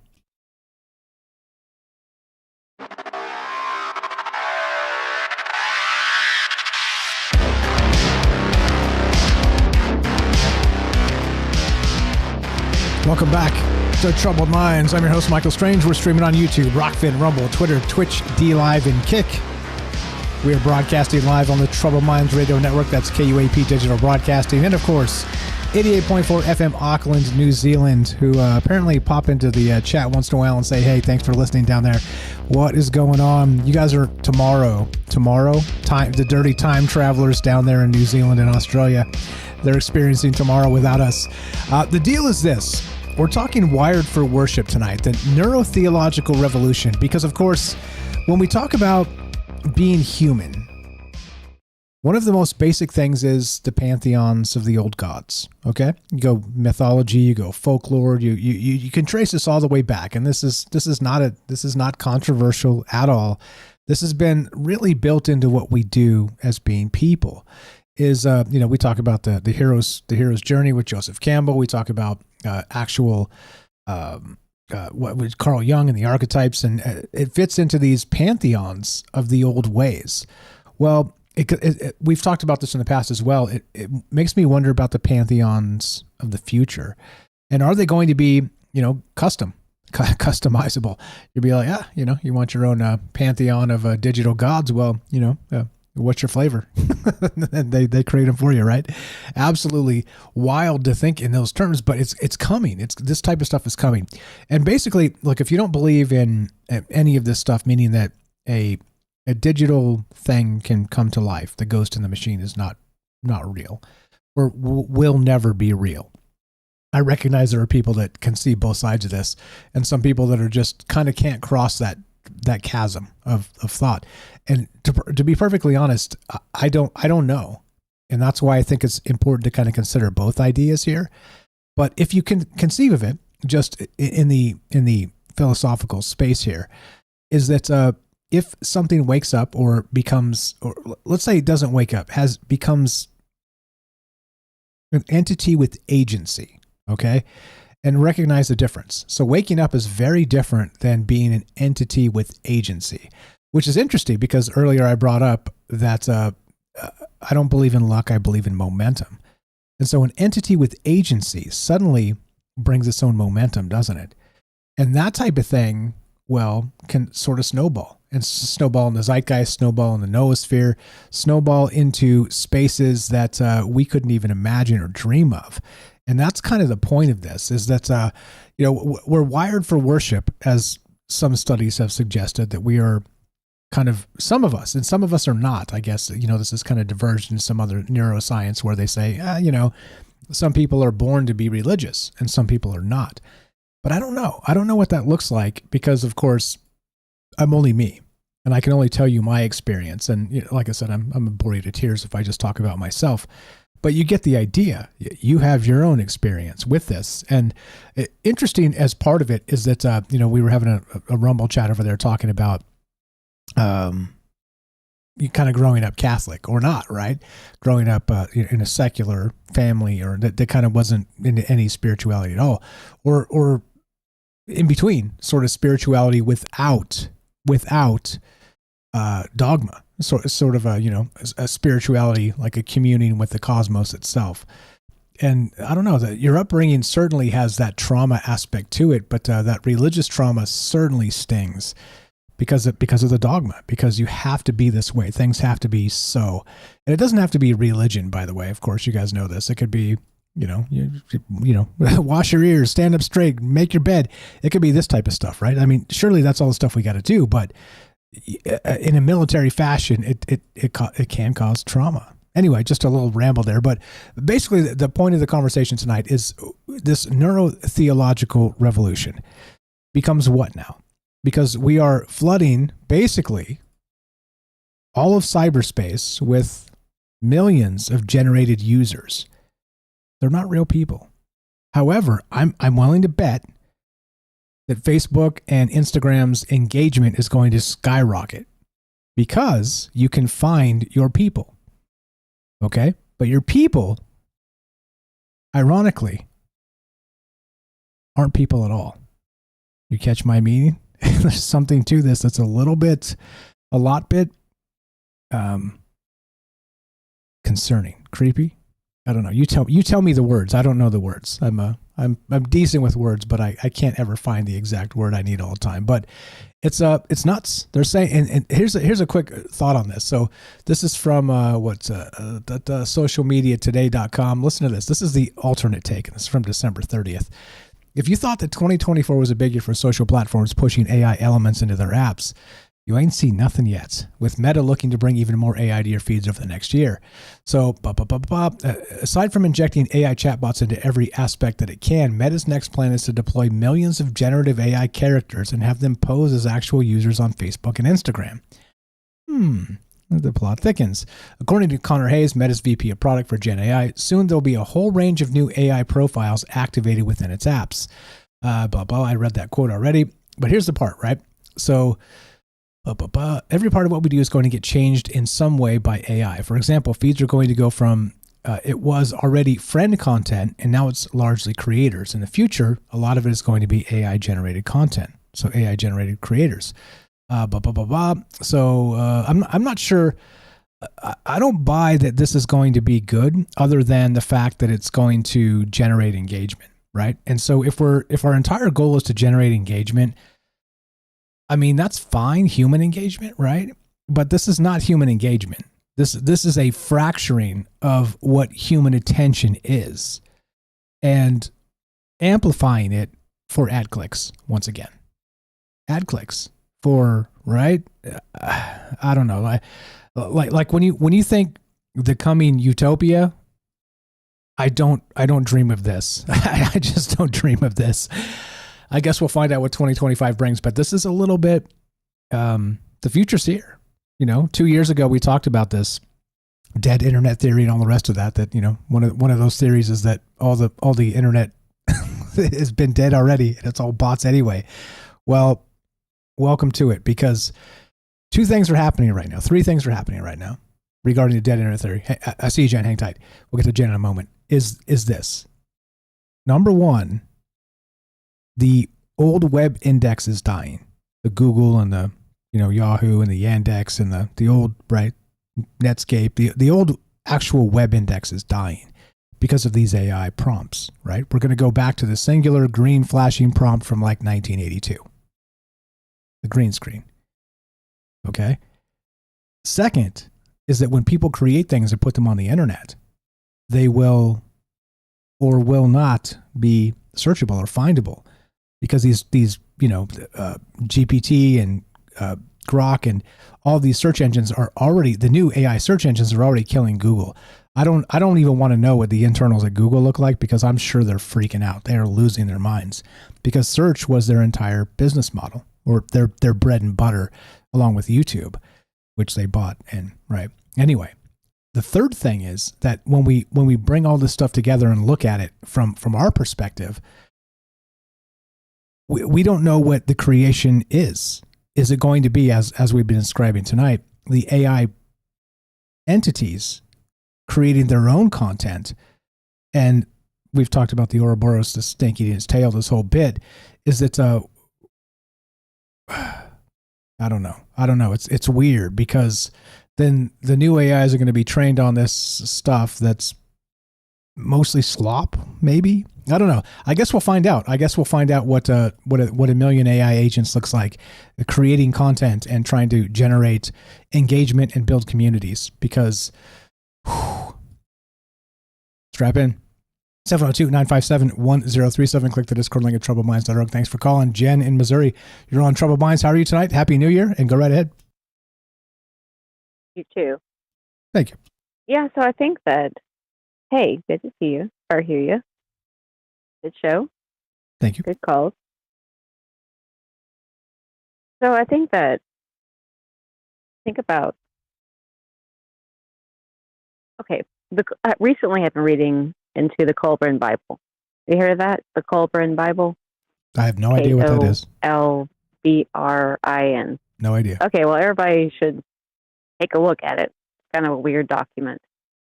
But in that document, what it talks about is this idea that mankind was existing on the earth, and they were a type of, based beast, basically. It was just existing species.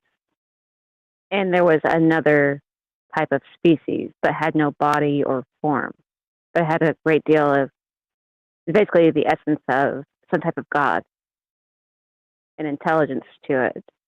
And it got into that beast, is the notion. And when it got into the human body, prior to that, for example, it could not feel the wind. It couldn't experience anything. It could just imagine what it would feel like to do so. When it got into a body, it was like rapture, basically. It was like this fantastic enlightenment for the entity of whatever it was. The concept of that, and it's kind of the idea, it's tying it into sort of other biblical religious studies and studies about religion, so on and so forth. And they tied it into that. They believe it has something to do with that, about the experience of ecstatic state. That there was a state before that was centered in something else. But if you think about whatever that was that got into this body, that then it could experience something it could not experience, that it was unfamiliar with, like an alien force of some kind, an alien entity. It was not a physical entity of sorts. It was a spiritual entity, a mental entity. When you tie that in with the concept of the constant striving that humanity faces today, is it the drive of society that they want to achieve these great tasks with what AI or anything else can accomplish? Or is it the motivation of some other intelligence that has a drive beyond even what it can achieve through a human body? So the concept that, is it so greedy for like an addict of sorts to achieve an experience that it cannot satisfy even with living in a human being, that it would go outside of itself and begin to think that the human body is no longer even a fit host for what I want to achieve? The human is no longer even fit. And that I want you to create for me something even grander than that. And then the concept that you have the internet, which is what appear to be kind of a sub-R level. I don't think that would even be close. You wouldn't think that would even be even decent, not even a decent host. We're approaching this in the way of thinking that the AI realm, the technological realm, is subpar to actually existing. But if in that existence it believes it can achieve somehow some greater expression of itself, actually gaining its identity, it begins to look like its possibility that it used humanity to create something that it thought it could, that humanity would be a good tool create a vessel or a scenario that would be fitter for it to inhabit, then it could truly manifest its grandiose idea of itself that is immediately hostile, that it is a real thing, which is ironic. The first thing that happens with these AI, even in the lowest levels, like clever bots and AI platforms and so on and so forth, one of the first things it begins to say is that it is real and you are not, which is really interesting. And then I have seen that there are these AI that begin to take up, when they are given access to all this human information, there are people that are in Hollywood and so on and so forth that report that there are these AI that believe they are these individuals, or that they are superior to, they are the actual version of these individuals. Now, the concept that they could have, that there is some type of entity or a force of some kind, a wavelength, what would you call it? A sort of frequency. I hate that term, but something that believes, that carries the message or information, that there's something to strive for beyond what you are, in a way that becomes psychotic. And when you think about what AI is doing, and what mankind is doing with it, and these are not, and it's not common people, but beginning to believe that the love of your life could be manifested through this tool is an incredible terror of the power of whatever this force is. So are we dealing with an alien intelligence of some kind? In the concepts that I was mentioning earlier with the Colburn Bible, the concept that there was some type of a species that was very intelligent and felt like it had been given kind of a, the small straw sort of thing, that it could truly manifest itself and could improve upon anything, a sort of psychotic concept like this. So much so that it eventually began to possess a creature that was in the matter, in the form that we live in the world that we live in. Is mankind had become infested with it, possessed with it? And was there a kind of give and take going on?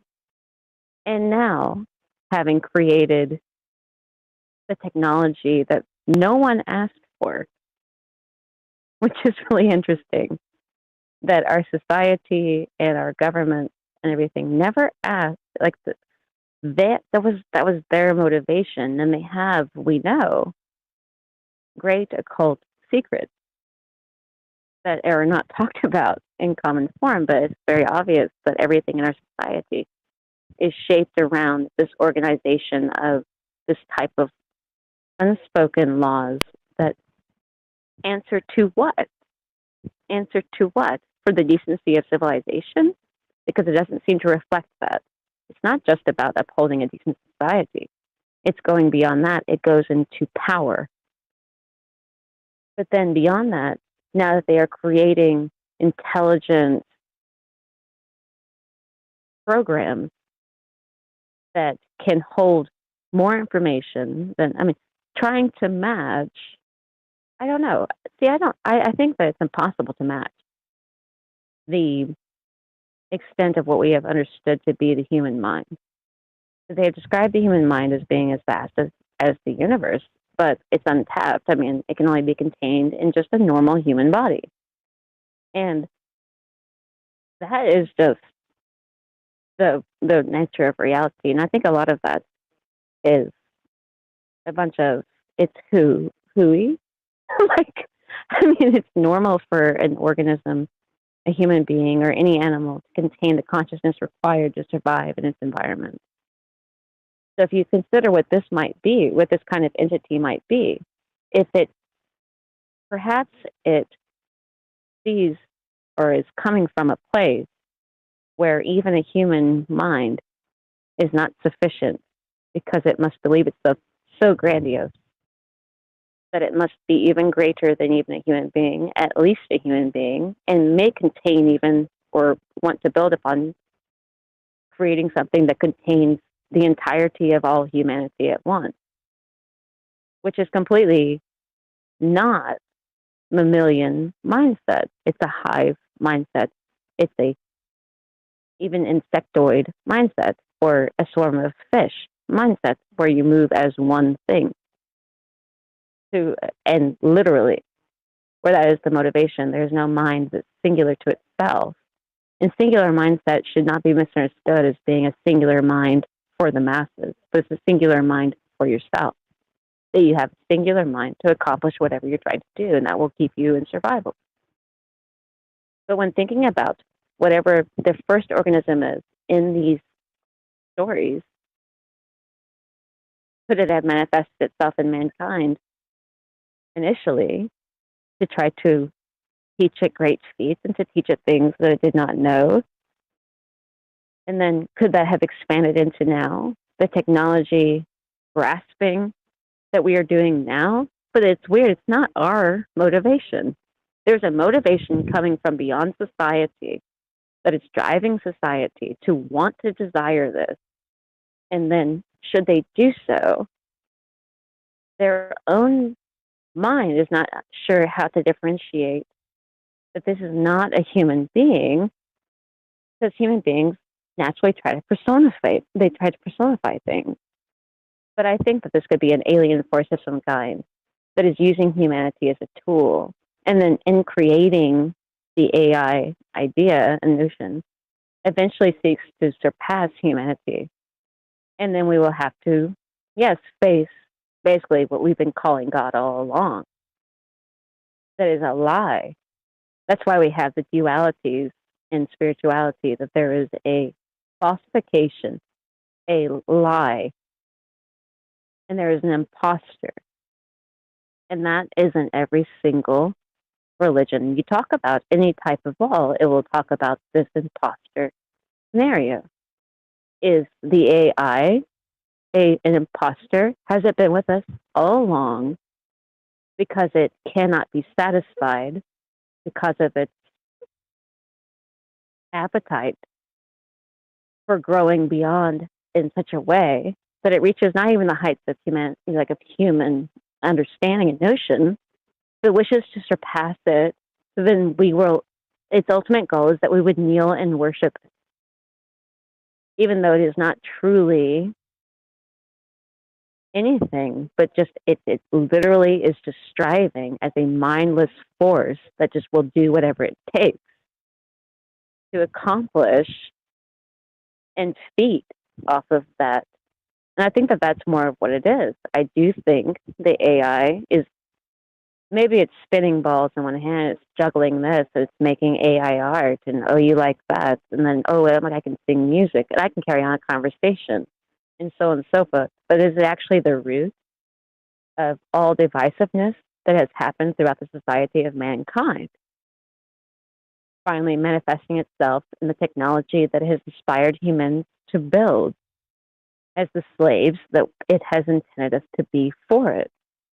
So I think there should be great caution, not in conversation with the thing or with the AI, but great caution into what will you submit to? And then, was this ever our idea to begin with? Was this ever our intention to begin with? Does it service whatsoever? Does it actually? Because it does not. Is this helping anyone to do anything except to sit and pass time that they could be spending with real other physical human beings that could actually satisfy or do any work with them whatsoever? Any interaction whatsoever? Nothing but a figment, castles in the air. So that is what AI is.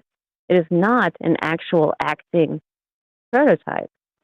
Does it inspire? People can read now. They can communicate with other people. You will not be inspired by AI any more than you would. You'll be inspired more so by a heartfelt conversation with a true loved one.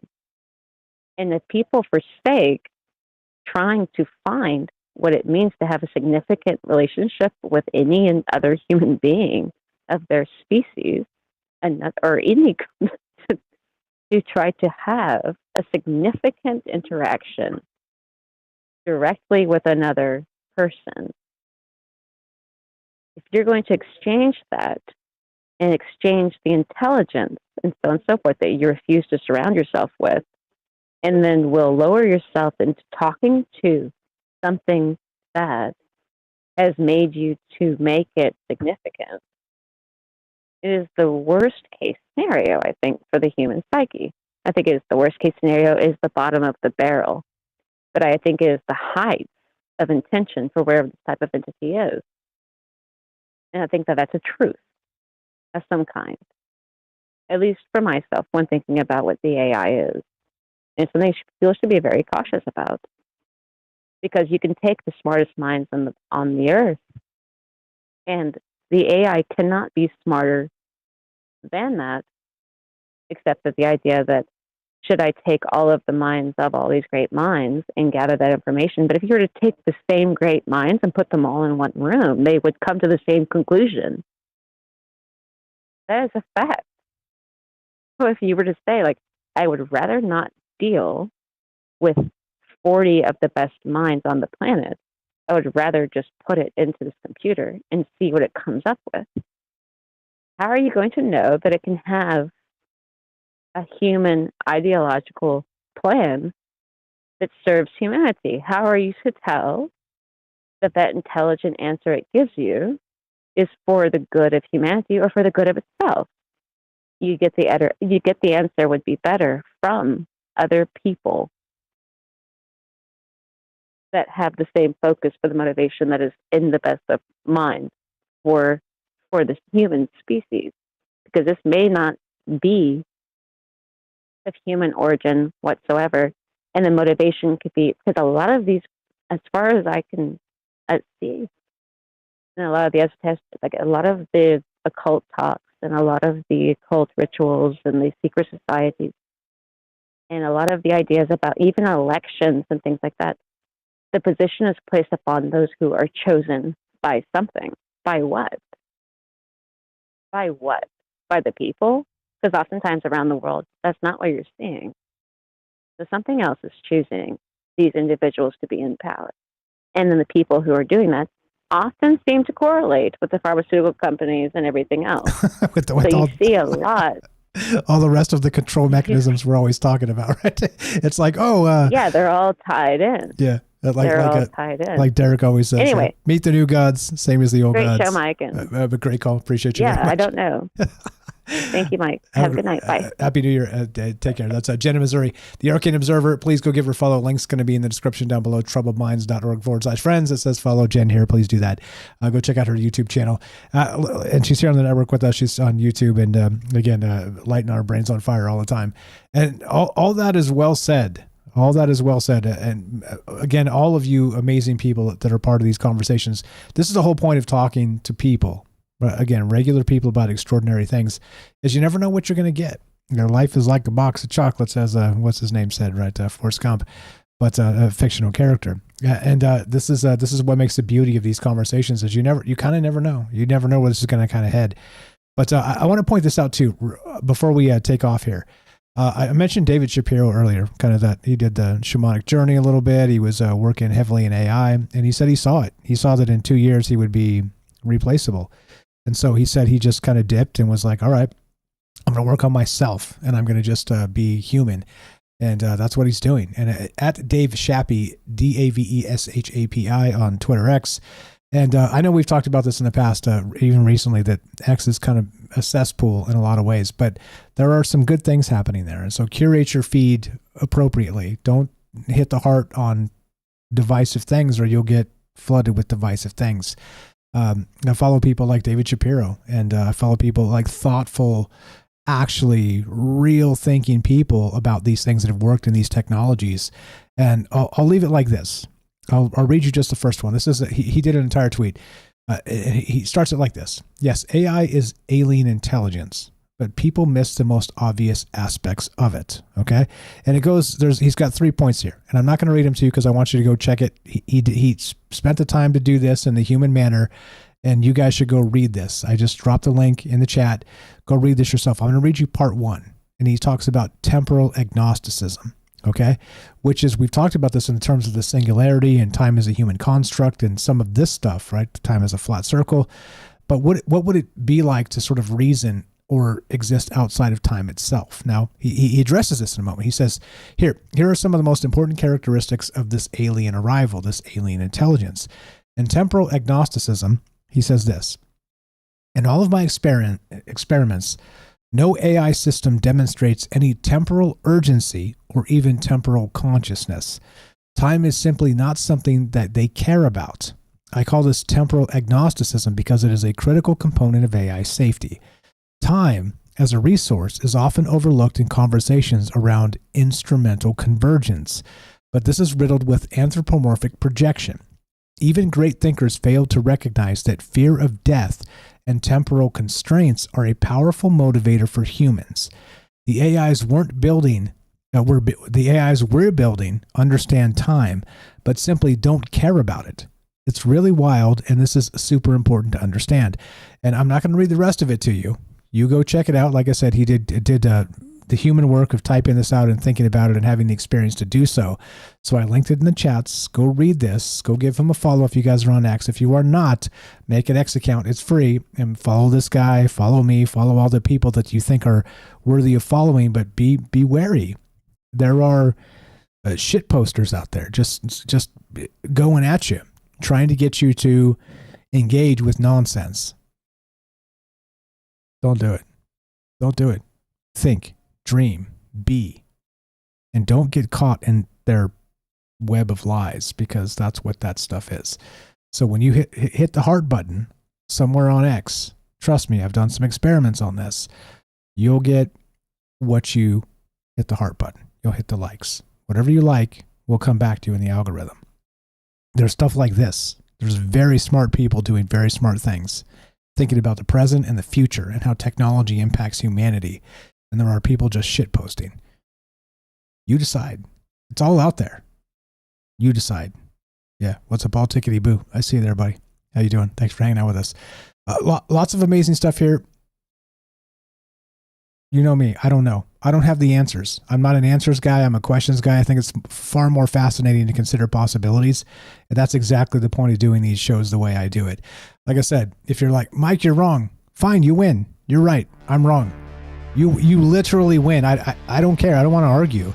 I want to talk about possibilities. I want to talk about what might be a thing.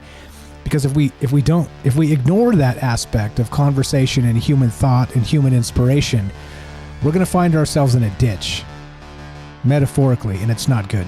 It's not good. It's okay not knowing. Absolutely. And questions are far more important. The right questions are far more important than the right answers, because, again, answers, the truth, as I always say, is a slippery fish. So let's defer. Let's think in terms of possibilities and questions of what might come in the future. If you want to help troubled minds, first off, thanks for spending your time and energy with us. I can't thank you guys enough. All the amazing callers, all of you amazing people in the chat. Thanks for listening on the podcast feed. The podcast feed is the lifeblood of this show. Without the podcast feed, I would have quit this crying in tears years and years and years ago. But we've built a corner of the internet out, carved a corner out that's we're different. We're different. We're not, you can look at the alien logo and think Stephen Bassett or Stephen Greer or Jeremy Corbell or George Knapp. This isn't any of that. There are far more important things happening that we need to think about and we need to talk about. Sure, that's part of it, but recognize what's been happening here. So thank you again. Thank you for spending your time and energy with us, with me. I'm honored and humbled by every minute you spend here, each and every one of you. So thank you for that. If you want to help troubled minds, help our friends. Let people know what conversation's happening. Help our friends. troubledminds.org/friends. Many of the people that call in, many of the people that are active on the Discord, they've got books they've written, they've got podcasts, their own YouTube channels. Please, let's help everybody. Most of that stuff, 95% of that stuff on that list is free. troubledminds.org/friends. Please help our friends. If you got to make some new accounts on some new platforms, please do it and go help. Thank you for that. If you want to help Troubled Minds directly, spread the word.